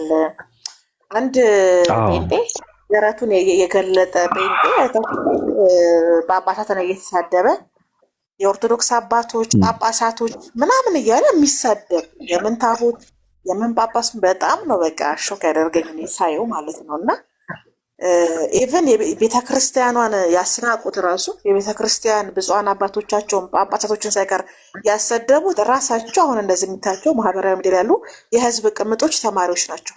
ገባክ? የጳጳስ ፖፕ አይደሉም፣ የካቶሊክ ፖፕ አይደሉም፣ ይሰደባሉ፣ ይተቻሉ ብሎ መንገድ ከፍቶላቸው እሱን አምነው እሱ አይባረካችሁም። በነገራችሁ ልክ የሚባለው ውዳቄ የመጣ ቀን ረሃብ የመጣ ቀን ጅብ ለካ ሚስቴ አህያ ናት እንዳለው ነው። ስለዚህ በጣም ነው የደነገጥኩት። ቪዲዮ አይታችሁት ሊሆን ይችላል። እና በቃ እንደዚህ እንደ ስፖርተኛ ድንጋይ እንደሚሰራ ሰው ደረቱን እየመታ ምናምን ነገር ይሳደባል። የሚሳደበው ጳጳሳቶችን፣ መነኮሳትን፣ የቤተክርስቲያን አባቶችን ነው። ስለዚህ ኢቨን አባቶቻቸውን እንኳን ሰድበው ለሰዳቢ ሰጥተው ከዛ ምን ይላሉ? ቪዲዮ ሰርተው ተመስገን የጌታ ልጁ ቪዲዮ ሰርቶበታልና አባቶቻችን ተሰደቡ፣ ተናቁ። አንተ ናከውን አንተ ያወረድከውን ማን እንዲያከብርልህ ፈልገህ ነው? ማን እንዲያከብርላችሁ ፈልጋችሁ? ለዚህ እኮ ነው ሁሌ አባቱን የሚሳደብ ልጅ በረከት የሚባል ነገር አይኖረውም። የትም ብትሄዱ ማንም አይሰማችሁም ብዬ ሁሌ የምናገረው ለዚህ ነው። እና በጣም ያፈርኩት ከዛ ደግሞ ልክ እንደ ተቆርቋሪ ሆነው ደግሞ አባቶቻችን እንድትነኩብን አንፈልግም፣ አባቶቻችን እንድትሳደቡብን አንፈልግም ብለው ቪዲዮ ሲሰሩ እኔ አፈርኩ። እና ማህበራዊ ሚዲያ ላይ ያሉ የምስራቅ ቀጠና ምዕመናን ኦርቶዶክስ ክርስቲያኖች ታከሙ፣ ወደ አእምሯችሁ ተመለሱ፣ ወደ ቤታችሁ ተመለሱ። እናንተ ባሰድቡ አባቶችን፣ እናንተ ባታዋረዱ፣ እናንተ ቀድማችሁ ለሆዳቸው የተቀመጡ በጥቁር መኪና የሚሄዱ እያላችሁ ባትሳደቡ፣ የጴንጤ ወጠጤ ደረቱን እያሳየ እንደ ቦክሰኛ ልክ በቃ ቴዶ ማርሻል ነው ምናምን እንደሚባለው ሰውዬ ደረቱን እያሳየ ነው የሚሰድቡ። 4 ሆኖ ምናምን ቆመው የምን ገድላት የምን ምናምን የምን ጳጳሳት ገለ ነው የሚሳደበው። እና በጣም የሚያሳፍር ቪዲዮ አይቼ ነበረ። ለዚህ እንኳን ምክንያት ራሳቸው ናቸው። ለምን ቪዲዮ እየሰሩ 400-500 ሺህ ፎሎወር ያላቸው ሲሳደቡ ስለነበር ነው። እና የዘራችሁትን ነው የምታጭዱት በነገራችሁ ላይ። ስለዚህ ስራ ይበዛባችኋል። እኔ እስከ 2030 ጊዜ ሰጥቻችኋለሁ። እናንተ ያበላሻችሁትን ካስተካከላችሁ 12 ዓመት እንኳን ከበቃችሁን ያደንቃችኋል። እስቲል ነው የምላችሁ። በቃ የህዝብ ቅምጦች ያበላይ። ምክንያቱም ሞኝ የተከለውን ብልህ አይነቅለው፣ ይበቅላል። አረቆናም የተክለው ባቢ ገባ ሞኝ ስለሆነ በኃይል እና በሙሉ ኢነርጂ ስለሚተክለው ከበቀለ በኋላ ምን ይሆናል? ምንድነው የሚያፈራው? ዘሩ ምንድነው? ለምንድነው የምተክለው? ወቅቱ ነው ወይ ብሎ እንኳን አይደለም ሞኝ የሚተክለው። ለዚህ ነው ሞኝ የተከለውን ብልህ አይነቅለውም የሚባለው። እና በማህበራዊ ሚዲያ ታሪክ ውስጥ እኛም ያቆም ነው ወደ አዲስ ፕሮጀክታችን ሙቭ ያደረግነው በዚህ ምክንያት ነው። ኦልሬዲ ጨርሰናል። መድገም ካልሆነ የምናወራቸው ነገሮች የሉንም። አልፎ አልፎ ግን እንደዚህ የዘራ ሲበቅሉ ልክ ገበሬ ዘሩን ከዘራ በኋላ ሲያፈራ እየሄደ እንደሚያጭደው እንደሚሰበስበው እየመጣን ምርታችንን እንሰበስባለን። ለነበረን ቆይታ በጣም ሙስሊሞች እነሱ ቤት ውስጥ የነበረ ቆሻሻን አስወግደዋል። ስለዚህ አንዳንድ ሰዎችን መቀበል የለባቸው። ምክንያቱም ቆሻሻ ስለሆነ ቆሻሻ ነው፣ የቆሻሻ ገንዳ ውስጥ ነው መጣል ያለበት። ቆሻሻውን ከታች በእንትን መቀበል የለባችሁም ብለን ነው ምክራችንን ጣል የምናደርገው። ዛሬ እንደዚህ አድርገን ብንጨርሰው መልካም ነው። እኔ መተኛት አለብኝ። እንደዚህ መሆን ስላለበት ነው። በሚቀጥለው ሰዓት ስንመጣ ደግሞ ሰፋ አድርገን ብዙ ሰው እንትን እያደረግን እየተጨባበጥን የምናወራ ይሆናል። ብዙ አጀንዳዎች አሉ። በነገሮች ላይ ሶሻል ሚዲያ በየቀኑ አዲስ ነገር ይፈጠራል። መፈጠሩ ብቻ ሳይሆን ተፈጥሮ የማይወራ የማይነካ ብዙ ነገር ስላለ እየመጣን ነካ የምናደርገው ነገር ይኖራል። እነዚህ ሰዎችም ይሄ መንፈራገጣቸውን፣ ይሄ ማጥፋታቸውን፣ መሳሳታቸውን ስለማያቆሙ መጥተን ማስተካከል ግዴታችን ነው። ያው እንደምታውቂው እነዛ ሰዎች እኛ እንትን አድርገን ሰብሰብ ካላደረግነው በጣም ከባድ ነውና ለነበረን ቆይታ በጣም አመሰግናለሁ። ሁላችሁንም የኔ ፍቅር የጉሪላ ታክቲክ ነው የምንጠቀመው። ጉሪላዎች እንዴት ጥቃት እንደሚሰነዝሩ ታውቃለህ? ጣል ያደርጉና ይሄዳሉ። እናና ሞክረኝ ምናምን ብሎ ጉሪላ ቆሞ አይጠብቅህም። ይገላል፣ ይሄዳል፣ ያጠፋል፣ ጠቅጠቅ ያደርጋል፣ ይሄዳል ሰው። ስለዚህ እኛ በ2026 በደንብ ጊዜ ሰተን ፕሮግራም አድርገን ሙሉ ጊዜ ሰተን በደንብ ነው ማህበራዊ ሚዲያ ተጠቀምነው ጨርሰናል። ጆሮአቸውን ምላሳቸውና ጆሮአቸውን ገርዘን ዓመት ውስጥ ካስተካከላችሁት እስከ 2030 አደንቃችኋለሁ እኔ በኢትዮጵያ ማለት ነው። ስለዚህ እኛ አሁን የጉሪላ ታክቲክ ነው የምንጠቀመው። ጠቅጠቅ እናደርጋለን። ወደ አዲሱ ፕሮጀክታችን ነው የምንሄደው። ምክንያቱም እናንተ በድምፅ ነው የምትመሩት። ገባህ? ሸረሪቶች እንዴት እንደሚሰሙ ታውቃለህ ባቢ?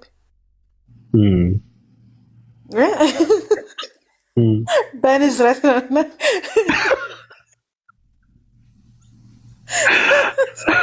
ኦርቶዶክሶች ከጭንቅላታቸው ይልቅ ጆሯቸውን ስለሚጠቀሙ በዛ ያሉ ድምፆችን በመጠቀም ማህበራዊ ሚዲያ ላይ አዳዲስ አጀንዳ፣ አብዱ ወለደ፣ መሐመድ ጠፋ፣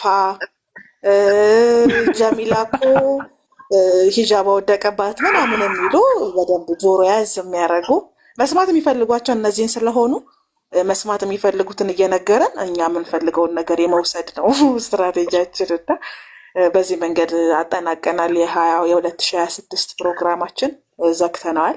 የ2018 ታይታኒክም ሰምጣለች። ስለዚህ ከዚህ በኋላ 12 ዓመት ሰጥተናችኋል። 12 ዓመት እናንተ እስከ 2030 ራሱ ካስተካከላችሁት በጣም ነው የምናደንቃችሁ። እኛ በበኩላችን የነበረውን ጨርሰናል። እዚህ ቤት የመስጊድም የቤተ ክርስቲያንን በር ይዘው አንለቅም ያሉ ተበዳይ መስለው ሲያለቅሱ የነበሩትን ሰዎች የመስጊድን በር በራሳቸው ፍቃድ ስለለቀቁ ከተጠቂነት ወደ አጥቂነት እንገባለን ብለው ወደ ውርደት ራሳቸውን ወደ ማዋረድ የሄዱ ብፁዓን ናቸው። እኛም እናመሰግናለን። ሌላ ጉዳይ አልነበረንም። ጭንብላችሁን ግለጡ ነበረ ጦርነታችን።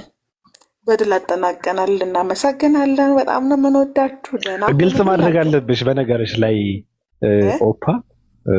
አይ ለነገሩ በቃ እንትን ይሁን ችግር የለው። የራሳችን የኛ ጥበብማ እንትን መደረግ የለበትም። በነገራችን ላይ የሆነ ነገር ማንገልጡም አንሸፍንም። በቃ እንዲህ ነው። ማወቅ ያለባቸው ምንድን ነው በሃይማኖተኞች እና በሃይማኖት ስፍራ ላይ ሰዎች አሉ። በፖለቲካ ስፍራና መናኸሪያ ደግሞ ሰዎች አሉ። ከዛ ወጣ ብለው ደግሞ ሰዎች አሉ። እነዚህ ሰዎች ዓላማቸው አንድ ሆኖ ትውልድን የማንቃት ስራ የሚሰሩ በጣም የሚናበቡ በውስጥ የሚያወሩ ሰዎች እንዳሉ ማወቅ መቻል አለባቸው። ስለዚህ ከነሱ እኛም አንድ ነን ማወቅ መቻል አለባቸው። ዝም ብለህ እንደንትን እያየህ ከሆነ እየተሸወድክ ነው ማለት ነው። ትልቅ ለውጥ ነው እየመጣ ያለው። ግሩፕ እንትኑ በቃ ይሄ እንትን ይሁን በቃ አውፓየን ይወዳቸዋለሁ። ሌላ መግባት ፈልገ ነው ይቅርታ። ሌሎች ሰዎች ያልገባችሁ ሰዎች በጣም ይቅርታ። ሌላ ጊዜ ገብተን እንትን እናደርገዋለን። ዛሬ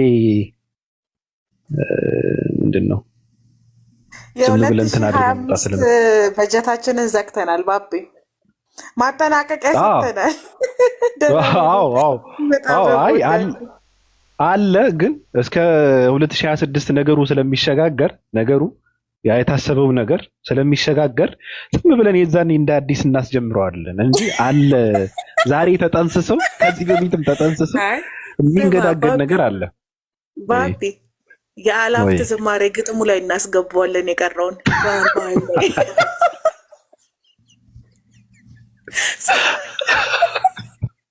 አይ ሙርሌ ፊቷን ለጠፋት አንዴ ባርኮቱ የአላፍት ዝማሬ ግጥም ላይ ነው የምናስገባው።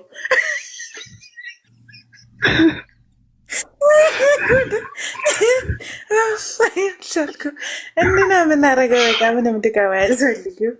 እንደዚህ እኮ ነው በጭንቅ እኮ ነው ጭንቅላቱን መጠን ወጥ እንደዚህ እኮ ነው ያሳበድ ነው ልጁ ማለት ነው።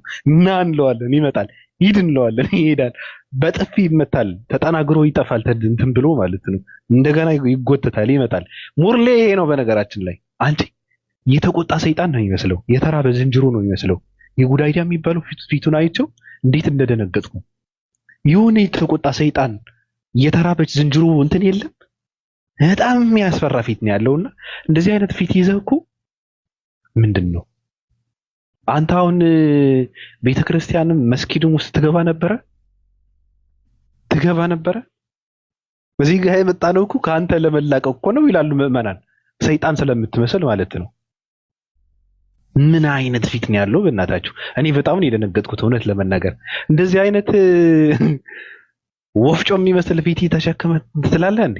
በእውነት በጣም እንትን ይላል እኮ። አሁን እውነት ለመናገር አሁን ሰው በእንትና ለመውጣቱ ትልቅ ነገር ነው ይሄ በቪዲዮ አለመውጣቱ። ሰው እውነት ለመናገር የስንት ሰው ጤና ነው የተጠበቀው።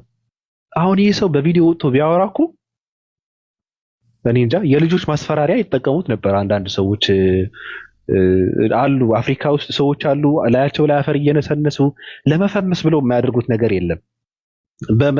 በአስቀያሚነታቸው ፌመስነትን የሚያተርፉ ሰዎች አሉ። አሁን ይሄ ሰው እንደዛ ከማድረግ ውጭ ሌላ ምንም ነገር ማድረግ አይችልምና የሚገርምሽ ነገር እኔ ይሄ ፎቶ ጉድ አይዲያ ነው በነገራችን ላይ የምትጠይቁ ሰዎች። ትናንትና ሃይማኖት ሲቀይር የሆነ ሰው የሚጠቀመው ፕሮፋይል አድርጎ የሚጠቀመው ነገር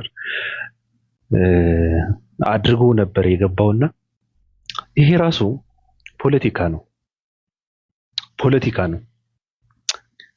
ይሄ ፖለቲካ አይነቁበትም ብላችሁ የምትሰሩ ሰዎች እኔ መታከም አለብህ። በነገርህ ላይ ሙርሌ ጨባ መታከም አለብህ። ግን ጃቢር የሚባለው ልጅ የሚጠቀመው ፕሮፋይል አድርጎ ሃይማኖቱ ቀይራለሁ፣ እግዚአብሔር አናገረኝ፣ ተኝቼ ባለሁበት ሰዓት ልጄ ሆይ ምናምን አለኝ። ከዛ መጨረሻ ላይ የኢየሱስ ልጅ ነው። ኢየሱስ እንዳንተ አይነት ወንድ አገረድ ሰው አይወልድም። ኢየሱስ እንዳንተ አይነት ማፉንዲ ባሪያ አይወልድም። ኢየሱስ እንዳንተ አይነት ደከከናም ልጅ የለውም። ኢየሱስ እንዳንተ አይነት ገንገበት መሀይም ደንቆሮ ድንቁርቁር ልጅ የለውም፣ አይኖረውም፣ ራሱ አይኖረውም። ኢየሱስ ፊት ለፊት ቢያገኘማ አንገትን ይቀላህ ነበረ። ሐሳብህ እኮ አያስፈልገውም። የፊትህ አስቀያሚነት ይበቃዋል እኮ። የምን አባቱ ባሪያ ነው ብሎ ማለት ምንድነው ይሄ ብሎ። ስለዚህ የኢየሱስ ልጅ ነኝ ምናምን ብለሽ መጥተሽ መጨረሻ ላይ ምንድነው በመሃል የአንድ ሰው ፕሮፋይል የሚጠቀመውን ነገር አምጥተሽ ተሸክመሽ መጥተሽ ፖለቲካ ልትሰሪ ማን ይቀበላል? አሁን ይሄ ማን ያምናል? አንተ አሁን የሆኑ ሰዎች ላይ ጥርጣሬ መክተት ነው በቃ። አንድ ሰው ስለጠፋ የሆነ ሰዎች ልብ ውስጥ ጥርጣሬ መክተት ምናምን ነገር ነው። በአንተ እኮ ትልቅ ስራ ሰርተህ እኮ ነው መጥቶ ያዋርዳል እኮ። ያው ምናልባት እንትኑ የእርሱ ስላልሆነ ምንም ላይልህ ይችላል፣ ዝም ሊልህ ይችላል። ግን እሱ የሚጠቀመውን ነገር ተጠቅመህ መጥተህ በቃ እኔ ሃይማኖቴን ቀይሬያለሁ ምናምን ሂድ ስራ መስራት አለብህ። ወንድ መሆን አለብህ። ሱሪ አይደል የታጠቅ ወንድ መሆን አለብህ። አይምሮውን ተጠቀምበት። አንተ እንደ ምንድን ነው እንደንትን ሰው እንደፈለገ የሚያሽከረክርህ ደንቆሮ ድንቁርቁር ሰው ነህ። ሰውም አትሆንም። ሰውም አይደለም ራሱ ዝንጅሮ ነህ። ምንድነው እረኛ የረሳትን የቀበሮ ራት በግ ነህ አንተ። ማንንም ሰው እንደፈለገ አድርጎ እየነዳ አላማውን የሚያስፈጽምብህ መሀይም ነህ አንተ። ስለዚህ ሙርሌ ጨባ አንተ ከታንዛኒያ በረሃ እነዚህ ዝንጀሮ የሚበሉ ሰዎች ከነሱ ያመለጥክ መልክህም ስራህም ከነሱ ያመለጥክ እኛ ጋር የምትግባባ ሰው ነህ።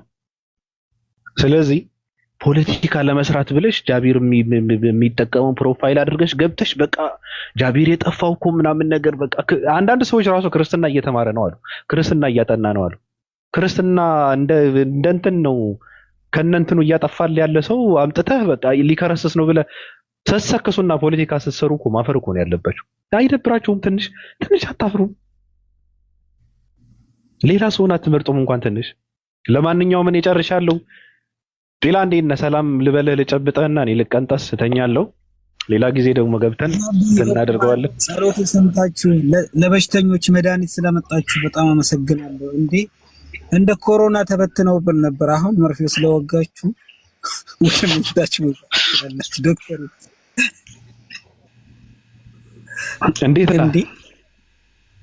እንደው መንቀጥቀጥ በሽታ እኮ ነበር የያዛቸው። ያውሩ ብለን ነው እኮ ዝም ብለን የለቀቅናቸው። ያውሩ ብለን ነው እንጂ እንደዚህ እየኮረከምክ እንትን ማድረግ ቀላል ነው፣ ግን በእንትን ነው በጥበብ ነው። እኔ የሱን ፎቶ አይቼ የ6 ኪሎ አንድ ዝንጀሮ ነበረች፣ የሷን ቂጣ መሰገንኩ። አይ ገፈኛ ነህ። እና ሰላም ልበላችሁ ብዬ ነው። ብዙ አላወራም። ኦፓዬ እንዴት ነሽ? ደህና ነሽ? ይታለች ፖንትን ወይ ተደውሎባት ይሆናል ወይ እንትን ይሆናል። አመሰግናለሁ ጲላ፣ እናወራለን። እንትን ነው ስራም እየሰራን ነው፣ ብዙ እቅድን እያወጣን ነው። እንደ ንግስቲቷ እንዳለችው 2026 ባበደ እንትን ልንመለስ እንችላለን፣ አይታወቅም። በጣም ከባድ የሆነ ስራ ማለት ነው። ጆሮአቸውን እየተገረዘ ምላሳቸውን እየተገረዘ እነዚህ ሰዎች ልክ የሚገቡበት ዘመን ነው።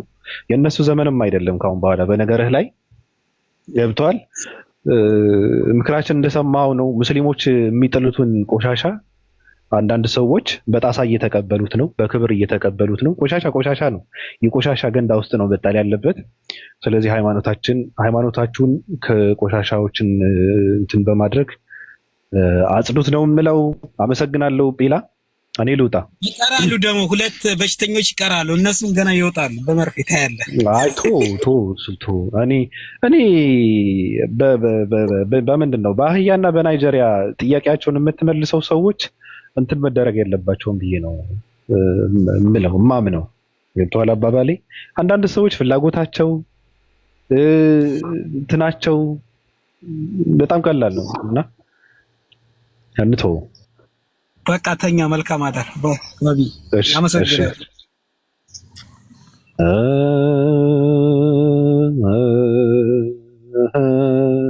አቡነ ዘበሰማያት ይትቀደስ ስምከ ትምጻእ መንግስትከ ወይኩን ፍቃድከ በከመ በሰማይ ከማሁ በምድር ሲሳየነ ዘለለ ዕለትነ ሀበነ ዮም ሀድግ ለነ አበሳነ ወጌጋየነ ከመ ንሕነኒ ንሀድግ ለዘአበሰ ለነ ኢተብአነ እግዚኦ ውስተ መንሱት አልአድኀነነ ወአባለነ እመ እኩይ እስመ ዚከ ይእቲ መንግሥተ ኃይል ወስብሐት ለዓለመ ዓለም። በሰላም ቅዱስ ገብርኤል መልአከ ወእግዚአትየ ማርያም ሰላም ለኪ ድንግል በህሊናኪ ወድንግል በስጋኪ እመ እግዚአብሔር ጸባኦት ሰላም ለኪ። አሁን ማርያም እንደዚህ እያልን ብትሰማ ኑሮ ትታጠፋን ነበረ። እመ እግዚአብሔር ምናምን እግዚአብሔር እናት የለውም። ኢየሱስ አባት የለውም። እግዚአብሔር እናት የለውም። አለቀ።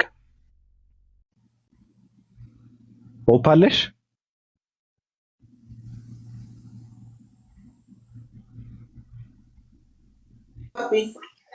እንጨባበጥ ወይስ እንሳሳም? በድምጽ እንሳሳም። እንዴ ነው ፍቅር ይት አባት ምን ይመጣል? የሚመጣ ነገር ነው። አልበስም ወደ ኋላ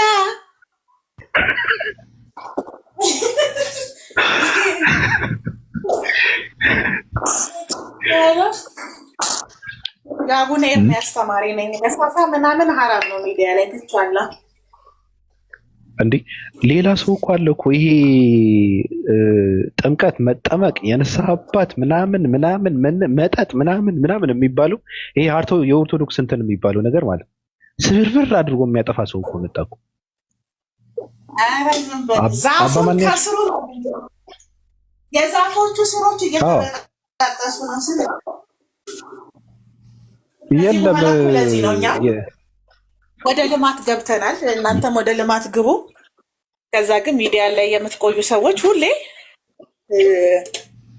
መስማት የሚፈልጉትን ነገር በመንገር ውለታ ባሉልን። ጆሯቸው ባዶ ሲሆን ነው አእምሯቸውን ስለማይጠቀሙበት ባቤ ጆሯቸው የሚሰማው ነገር በጣም ይፈልጋሉ። ስለዚህ ጆሯቸው ባዶ እንዳይሆን በየቀኑ አንዳንድ እየፈጠራችሁ ቢዚ አድርጉልን። የቀረውን ነገር ለእኛ ተውት። እንደ ህዳሴው ግድብ ነው የምንጨርሰው በቀላሉ። እንወዳችኋለን። የሻማው ሽታ በጣም ደስ ይላል። እኔ ደግሞ የአንቺ ሽታ ነው በጣም ደስ የሚለኝ። አይ እንግዲህ ጌጥ ስርዓቱን ያዙ። ስርዓቱን ሰው ፊት ያለ ነው። ምራቅዬ እንትን ያድርግ። ስክሪንሻት አድርጉ ሰዎች፣ ስክሪንሻት አድርጉትና ያው ሙርሌ ይሄ ነው። ሙርሌ የራሱ ፎቶ ነው በነገራችን ላይ የጨባ ነው። አሁን እኔ ጉዳይ ምናምን እያልኩ የምን አባቱ ጉዳይ ዲያ ነው። ሙርሌ ነው። ስክሪንሻት አድርጋችሁ ያዙት። የሙርሌ ነው የምር የሆነ ሰዓት ፈንክተውት ምናምን እየታከመ የተሳለው ነው። ልብሱን አላያችሁት? እየታከመ ነው። እንደዚህ መጠው እንትን አድርገው አናቱን ፈንክተውት ነበረና ለዛ ነው በጣም እንትን ብሎ ተርበው ነበረ። ፊቱን ከፈለጋችሁ ትናንት ስታዩት ከነበረው እንትን ማድረግ ትችላላችሁ። በነገራችን ላይ የራሱ ነው። በደንብ ስለሚታወቅ ነው። ሊዱ እንዴት ነሽ? ደህና ነኝ ይመስገን። የዳመነው አምላክ ሰላም ነው አለው። ትናንት እኮ አምነዋት ነበር እቺ ልጅ በቅርቡ እንደው ወደ አንገቷን ዘንበል አድርጋ የአላፍት ዝማሬ ላይ ትገኛሉ። ወደ ደመና ወደ ፀሐይ ሲያወጣት ወደ ደመና ወደ ፀሐይ አለታይ እንዳረ እንደው አንቺን እኔ ወስጄ በሰጠውሽ እኔ አሁን አንቺን እኔ ራሴ ወስጄ እንደው ከሁለት አንዱ በሰጠሽ ባረፉ ረፍት ተሰጣሻቸው ኦርቶዶክሳውያን። አረት ሴትዮ እኮ ችግር አለባት። አንተ ፍቅርህ ስትሰምህ ማሰብ ስለምታቆም አታገናዘብም። አንተ እኔ ስራው መሆን አለበት ነው። እንደ እንስሳ በአራት እንትን መንቀሳቀስ አለባታ። እንደዛ ከሆነ አሁን ሊድ ወደ ኦርቶዶክስ ከተመለሰች እኔ እውነት ለመናገር እንስሳ መሆን አለባት። እኔ እንደዛ ብዬ ነው የማምነው።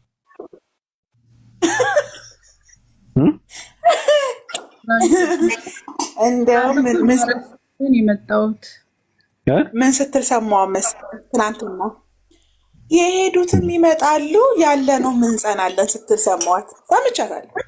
እሷን ነው አንተን እኮ ነው የሄዱትም ይመጣሉ የምትለው።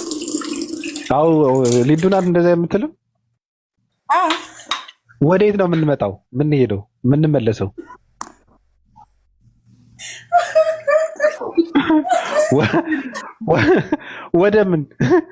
ወደ ምንድን ነው?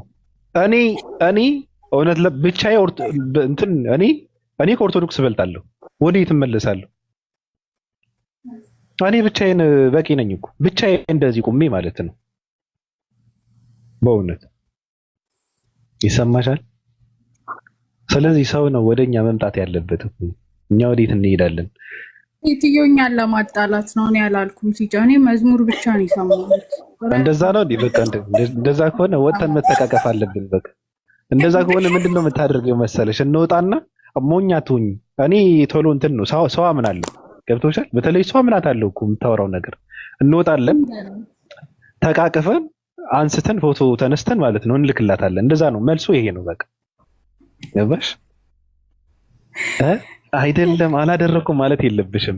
መተሽ አንገቴ ላይ ትጠመጠሚያለሽ። እኔ ቆህ አድርገዋለሁ። ከዛ ወደ እሷ መላክ ነው በቃ አለቀ። ይሄ ነው የሚሰራው።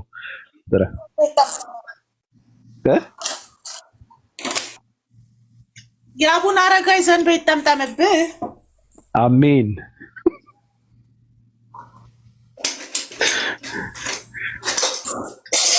አንተ ኬትሌን አሰበርከኝ። በቃ የእናንተ ፍቅር ለእኔ የጤና ጠንቅ ነው የሆነብኝ። ኬትሌ ተሰበረ። እናንተ ፍቅር አለስ በእኛ ቢሰበር አይሻልም? እንዴ በእኛ ኦርቶዶክሳውያን ከሚጠቀሙበት በእኛ ቢሰበር ይሻላል እኮ። በነገርሽ ላይ አንድ ኦርቶዶክስ ከሚጠጣበት ከሚበላበት ወይም ከሚጠቀምበት በእኛ ቢሰበር የተሻለ ነው። አንቺም ትጸድቂያለሽ። ምስኪን እኮ ማን አላቸው እኛ እንልላቸው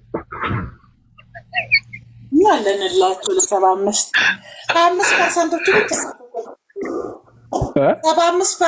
እኮ አልዛይመርም ኦቲዝም ምን ያለባቸው። ወንፊት እኮ ነው። አሁን ኦርቶዶክስ ማለት ወንፊት ነች። ኦፓ ግን አለሽ ወይ? አለሁ ማሮቼ፣ በጣም ነው የምወዳችሁ። ባብዬ ጊዜ ካለ ተጫውቱ። በቃ እናንተ እኔ ልወጣ ነው። ዛሬ ያልገባን ሰዎች በራሳችን ምክንያት ነው። በጣም እናመሰግናለን። እኔ ልወጣ ነው፣ መተኛት አለብኝ። ጊዜ የለኝም ራሱ። በሚቀጥለው ስንመለስ ጊዜ አግኝተን ስንመለስ በስነ ስርዓት እናወራለን፣ በደንብ እናወራለን። መልካም ቆይታ ሁላችሁንም። ደህና ሁኑ። መራቅናት የምትይው ነገር አለሽ? ለምን እስኪ አጀንዳ ሲጠፋ አወራለሁ። ካወራውማ ከባድ ይሆናል። ይቅር መስያ እያየንሽ ነው፣ ግን እንትን ነው። እኔ ልውጣ አሁን እንትን ነውና ለዛ ነው እንጂ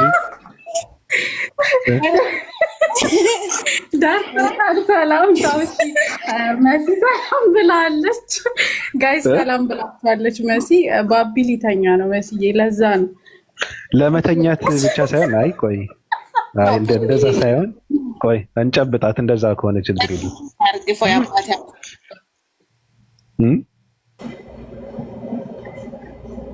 መሲ ሰላም፣ እንዴት ናችሁ? እንደት ነሽ? ሰላም ነው። ገዛቨር ማስገን ሰላም ነው። ከነታችሁኛል። አንድ ሰዓት በላይ ቁጭ አልኩኝ። ወይ ዳር ሁኛ ይሰማል። በሰላምታ እንኳን አታስገቡም እንዴ? ጠፍታችኋል። ጸባዩ ነው የገባንበት እንትን ነው። እንደዛ ብለን ነው ስርዓቱ ነው። የዛሬ ስርዓትና ህጉ ነው። ለዛ ነው። እሺ ለሰላምታ ነው የገባሁት። ሰላም ከሆናችሁ ችግር የለውም። የራሳችሁ ህግ ከሆነ ችግር የለውም። ምናልባት ወንጌል ላይ ከሆነ አጀንዳችሁ በዛ ትንሽ ሀሳብ ለመስጠት ነበረ። አይደለም ወንጌል መስበክ ይቻላል። አይደለም ስለ ወንጌል አይደለም። ነገ ወይም ከነገ ወዲያ በገባንበት ከገባን እናወራለን። ዛሬ ሌላ ነገር ነው ስናወራ የነበረው። አይደለም እሱ አልነበረም። እናወራለን መስዬ በሉ በቃ ሲጀምር እኔ ተከንቻለሁ።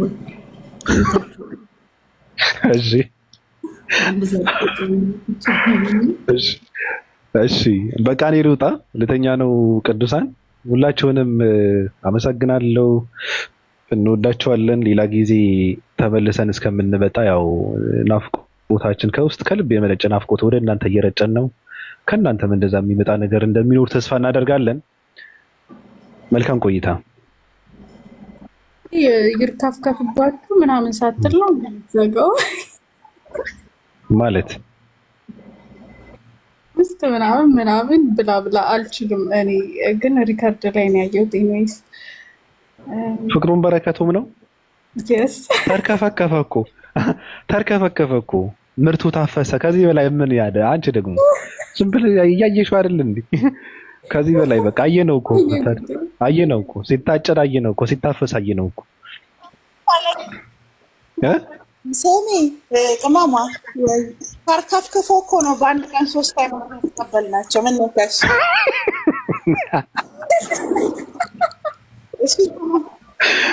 ሰለብሬት ልናደርግ ነው እንጂ ጊዜ የለንም። በእውነት አብረናችሁ ብንል ያዳናል። ግን ከዛሬ ጀምሮ ቡና መጠጣት ጀምራለሁ። ፓል በቃ እየሰራ ነው ቡናሽ። ሊዱ የ665 አባሉታል እንደምን ሰላም ልላችሁ። አንድ ሰዓት እኮ ነው። ምን አንድ ሰዓት ተኩል ደጅ ጠናው ወይ አይሰማኝ። በቃ ከነታችሁ ያው ለሰላምታ በስንት ልምምጥ ነው ሊዱ ያስገባችኝ። እንዴት ነሽ? ደህና ነኝ። ሰላም አምላክ ይመስገን መስጊ። አዎ እሺ። ስትጠፉ በቃ እንሳያቸው። አጋጣሚ ስራ ጨርሼ ወደ ቲክቶክ ስገባ አየኋቸው። እነዚህ ልጆች ሰላም ልበላቸው ብዬ በዛውም ወንጌል ልስበክ ብዬ አንድ ሰዓት ተኩል አልጠበኩም። አስበሽዋል? አንድ ሰዓት ተኩል። ኦኬ ሰላም ከሆናችሁ ችግር የለውም። ሊዱ አንቺ የ665 አባል ሆነሻል እንዴ? እዚህ ቤት መምጣት አቁመሻል መስ? እኔ ሲጀመር ላይ ባያስገባኝም እኮ ገንትን ኔትወርክ ጥሩ መልስ ሆኛለሁ። ባቢ እንድተኛ ሆኛለሁ። አው ቆይቻለሁ። ምንኛለሁ እንድተኛ ብዬ ነው አንተ ያላሰፈውት። ለማንኛውም ደህና ደር። በቃ ሊተኛ ነው። እሺ በልተኛ። እሺ አዎ እሺ መሲ እናወራለን፣ ችግር የለውም። በወንጌሉም በወንጀሉም በሁሉም እናወራለን እና መልካም ቆይታ። ደህና ሁኑ። ኦፓ እሺ እናወራለን። ወይ ማሂ ይፈል እጣን አጭሻለሁ። ልመርቃችሁ። አሜን በሉ። አሜን። ልመርቃችሁ። ጠላቶቻችሁ በራሳችሁ ሀሳብ ይውደቁ። አሜን አሜን። ልክ ቤዛ ቤት እንደወደቁት ማለት ነው። ደህና ሆኑ። ቤቱን ዝጋው። ቻው። እሺ ኧረ ነፍስ ስዳት እንዳደር ነገ ትገባላችሁ? ነገ አላችሁ? ኧረ የለንም። አይታወቅም መስዬ፣ እንዴት እንደሆነ አይታወቅም። ኦኬ እሺ በቃ እኔ ዛሬም የገባንበት መሲ፣ በነገርሽ ላይ መሲ እኮ ነገርቱ ላይ ገባትም እና እኔ ይደክመኛል ለማብራራት። ዛሬ የገባንበት ምክንያት ከዚህ በፊት እዚህ ቤት ውስጥ የተነሳ አብዮት ነበረ። አብዮቱ ፈነዳ። ሰለብሬት ለማድረግ ነው የመጣ ነው እንጂ ሌላ ፕሮግራም አለ መስዬ። እሺ አይኔ በእንደዚህ ባቢ ከገባ በእንደዚህ አይነት ሰዎች ዙሪያ እኔ ምንም ንክኪ የለኝም። ያው እንደምታውቁ ሶሻል ሚዲያ ቲክቶክ ላይ ቪዲዮ መስራት ወንጌል ማስተማር እንጂ ከእንደዚህ አይነት ሰዎች ጋር ንክኪነት የለኝም። እናንተም ጋር እንደዚህ አንድ ሰዓት ተኩል የጠበቁት ስለ ወንጌል ነው፣ ስላለው እውነታ ስለማስተማር ነው እንጂ ስለ ሰዎቹ አይመለከተኝም። ሰው ራሱን ያስገምታል እንጂ ማንንም ምን አያደርግም። ስለዚህ ባቢ የወንጌል እድሉን ያመቻችልሻል። እኔ ከአዲስ ዓመት በኋላ ቤቴን ስለምከፍት ያኔ ደግሞ የመድረኩን አመቻችልሻለሁ መስዬ። ከዛ በፊት ግን ቤትሽን ከከፈትሽ ቤትሽ ኮራ እንላለን። ችግር የለውም። እስኪ ስራ ልጨርስና ከተመቼ ዛሬ ለመክፈት እሞክራለሁ። እሺ እሺ መስዬ። አዋስ ከፈቻ አንዳችሁ ቤት ክፈ። በነገራችሁ ላይ እዚህ ውስጥ ያላችሁ ጀማዓ ተናባችሁ ቤት ክፈቱ። ተናባችሁ ማለት በትንትን ከምትሉ ጓደኝነትም ለጥምረትም ለህብረትም ይረዳችኋልና ትክክል። ከፍታችሁ ተማማሩበት፣ ተወያዩበት፣ ሀሳብ ስጡ ምናምን ነገር። ከዛ ልክ የሆነ ሰው ቤቱን ሲከፍት ደግሞ ወደ ተከፈተው ቤት መሄድ ማለት ነው። ንጽጽር ላይ የሚሰሩ ሰዎች ሁሱም ሆነ መሲም ሆነች። በነገርህ ላይ ይህን ነገር ልናገር፣ አንድ ደቂቃ ስጠኝ። ቅድም ሜንሽን ከተደረጉልኝ ቪዲዮዎች ውስጥ ያስታወስኩት ነው እና የህዝብ ቅምጦች መሲኮ አላገባችም፣ ባል የላትም፣ የሚያገባት አታ ነው ምናምን ይላሉ እና ሳትወልድ እድሜዋ አለፈ ምናምን ሲሉ በጣም ስለሰማውና ስላስታቀኝ ነው። በጣም ብዙ ቪዲዮዎች እንደዛ ይቻሉ የህዝብ ቅምጦች ማለት ነው። ታውቃለህ መሲ ከስሟ አንስቶ መሲ ሐዋርያው የሚለው ነገር በጣም ይረብሻቸዋል። እና ሰዎችም በመልክና በፐርሰናል ላይፍ ሞክ በማድረግ ቁጥር አንድ ናቸው። ታውቃለህ የህዝብ ቅምጦች። እና ለእነሱ መናገር የምፈልገው ነገር የምስራቅ ቀጠና ሴቶች ባል የሚያገቡት ራሳቸውን ማስተዳደር ስለማይችሉ ነው እንጂ ሚስት ሆኖ አይደለም፣ ለሚስት ብቁ ሆኖ አይደለም። መሲ እንግዲህ እድሜዋ ቢሄድም እንኳን ራሷን የምታስተዳድር ሴት ናት። ራሷ ላይ ኢንቨስት የምታደረግ ሴት ናት። እና ምናልባትም ለዛ ይሆናል በባሎቻችሁ ለቅሶ እና ጸሎት ፊታችሁ ማዲያታም የሆነው አንዳንድ ሴቶች እናውቃለን። ንጽጽር ቦታ ያሉ ወንዶችን ኢትዮጵያ ያለው ወንዶች ጫማና ቲሸርት የምትልኩት ከአረብ ሀገር ሲሄድ ያገቡኛል ብላችሁ ነው መሲ ግን ነገ ያገባኛል ለምትለው ወንድ ዛሬ ጫማና ቦርሳ የመላክ ፍላጎት ያላት አይመስለኝም። እንደምታውቁት ይፌን እራሱ አላበራችም እና ልዩነታቸው እንድታውቁ ያክል ነው። ንጽጽር ላይ የሚሰሩ የምስራቅ ቀጠና ወንዶችን ነጠላና ጫማ፣ ስልክና አይፓድ የምትልኩት ከአረብ ሀገር ስትሄዱ አረጣችሁ እንደው ቢያገባኝ ብላችሁ ስለምታስቡ ነው የምል የገባችኋል። እና ባልም ካላችሁ ሚስት ለመሆን ብቁ ሆናችሁ ሳይሆን ወይም ተመርጣችሁ ሳይሆን ራሳችሁ ማስተዳደር ስለማትችሉ እና ጥገኛ ስለሆናችሁ ነው። ይሄ ይሰመርበት። ሌላው መሲ እድሜዋ ሄደ ብላችሁ የምታወሩ ሴቶች አብዛኞቻችሁ የምስራቅ ቀጠና ሴቶች ያገባችሁ አይደላችሁም። ሁላችሁም ቅምጦች ናችሁ። ለእናንተ መልሴ እንደናንተ የውሻ ራስ ከመሆን እንደ መሲ የአንበሳ ጭራ መሆን ይሻላል። አመሰግናለሁ። ደህና ሆኖ። አዎ ጥሩ ሀሳብ ነው። በነገርሽ ላይ ማንስ ያውቃል ነው። እኔ ባለትዳር ነኝ አይደለሁም የሚያውቅ ሰው አለ? የለም እኮ። አንደኛ ነገር ሰው እንደዚህ አይነት ሀሳብ ተሸክሞ ሲመጣ ወጥቶ ማውራት አለበት። ፊታቸውን እየታዩ ማውራት አለባቸው። ገብቶሻል አባባሌ? የሚያነሳቸውን ያጡ ሰዎች ናቸው። ሰው እኮ ማን ያውቃል? ልጅ ይኖራት፣ ባል ይኖራት፣ ልጆች ይኖሯት ማን ያውቃል? አሁን የሚያውቅ ሰው አለ? እሷ ከተናገረችው ተነስተው ከዛ እድሜዋን ጠቀሰው ሞክ ሊያደርጉ ፈለጉና እኔ ደግሞ እናንተም ብትሆኑ ቅምጥ እንጂ ሚስትም ብትሆኑ ራሳችሁ ማስተዳደር ስለማትችሉ የባሎቻችሁ ጥገኛ ለመሆን ካላችሁ ፍላጎት የተነሳ ነው። ኢትዮጵያ ታውቃለህ፣ እኔ ማስረጃ ማቅረብ እችላለሁ። በየወሩ ከደሞዛቸው ላይ ንጽጽር ለሚሰሩ የምስራቅ ቀጠና ወንዶች በየወሩ ጫማ፣ ልብስ፣ ቤት ኪራይ፣ ኢንተርኔት እያሉ የሚከፍሉት በቃ ከአረብ ሀገር ሲሄድ ያገባኛል ብለው የሚያስቡ ምስኪን የምስራቅ ቀጠና ናቸው። ስለዚህ ከመሲ ጋር በፍጹም አትገናኙም እናንተ። እና ትዳር ደግሞ መጽሐፍ ቅዱስም ሲናገር አባቶችም ሲናገሩ ከእግዚአብሔር የሚሰጥ ነው እንጂ በሰው ፈቃድ የሚወሰድ አይደለም። እና እናንተ ሞክ ለማድረግ የምትሄዱበት ጥረት ሁሌ የእናንተን ውድቀትና አላዋቂነት ነው የሚያሳየው። እና ፕሊስ ቢያንስ ቅምጥ ከመሆን ሚስት መሆንን ሞክሩ። ራሷን የምታስተዳድር ሴት መሆን ካቃታችሁ ደግሞ እንደ መሲ የራሷን የምታስተዳድር ሴት ሁኑ። መጀመሪያ ሙሉ ሴት ሁኑ። ከዛ እውቀት ይኖራችሁ፣ የራሳችሁ ሀሳብ ይኖራችሁ፣ ከዛ ኑሯችሁ ኑሩ። ከዛ ውጭ ግን ማዲያታችሁን ያወጣው እኮ መቼስ የእንቅልፍ እጥረትና ሱስ አይደለም። እንደኛ የእናንተ ለቅሶ ነው፣ ችግር ነው፣ መከራ ነው። እና ያንን እንደ ንጽጽር አታስቀምጡት ለማለት ያክል ነው። እድሜ ይስጣችሁ ስትባሉ አሜን የምትሉ ሰዎች ከዛ አሮጊት ብላችሁ መልሳችሁ ስትሳደቡ በጣም ነው የምታስቁት። እንግዲህ እድሜያችሁ ይጠር ነው፣ ሌላ ምን እንላለን? እንደ መሲ እንዳታረጁ። መሲ እድሜ ላይ አድርስ። ብረት በውሃ አይቀልጥም። እሷ ብረት ነች፣ እነሱ ምንም ትርጉም የላቸውም። አይ እሳት ነች እሷ እኮ። እንደዚህ አይነት ነገር ምንም አይመስላትም። ህዝብ ቅምጥ እኮ ነው። ጣጅቱ በሬ እኮ ነው። ቂጡ ሳስቶ የህዝብ ቅምጥ ከሆነ ቀን ጀምሮ ቂጡ የሳሳ ቆዳው ቢጫ የሆነ ሰውዬ በመቀመጥ መሲን ከአንድ ቦታ አንድ ቦታ እየተንቀሳቀሰች የምትሰራ ሴትዮ ሲናገር እንደመስማት የሚያስቅ ነገር የለም። ይሄ ሃይስኩል እየተማረ ቂጡን የተበረሸው ሰውዬው ነው። ያሳዝናሉ በጣም። በጌታ አስታወስኩሽ። እሺ በቃ እሺ፣ ተውኩት። ወጥቶ የማያውቅ ሚስጥር። አንተ ስርዓት ያዝ። እግዚአብሔርን ባቤ ታስረሽ ነው እዚህ አካባቢ። ቻው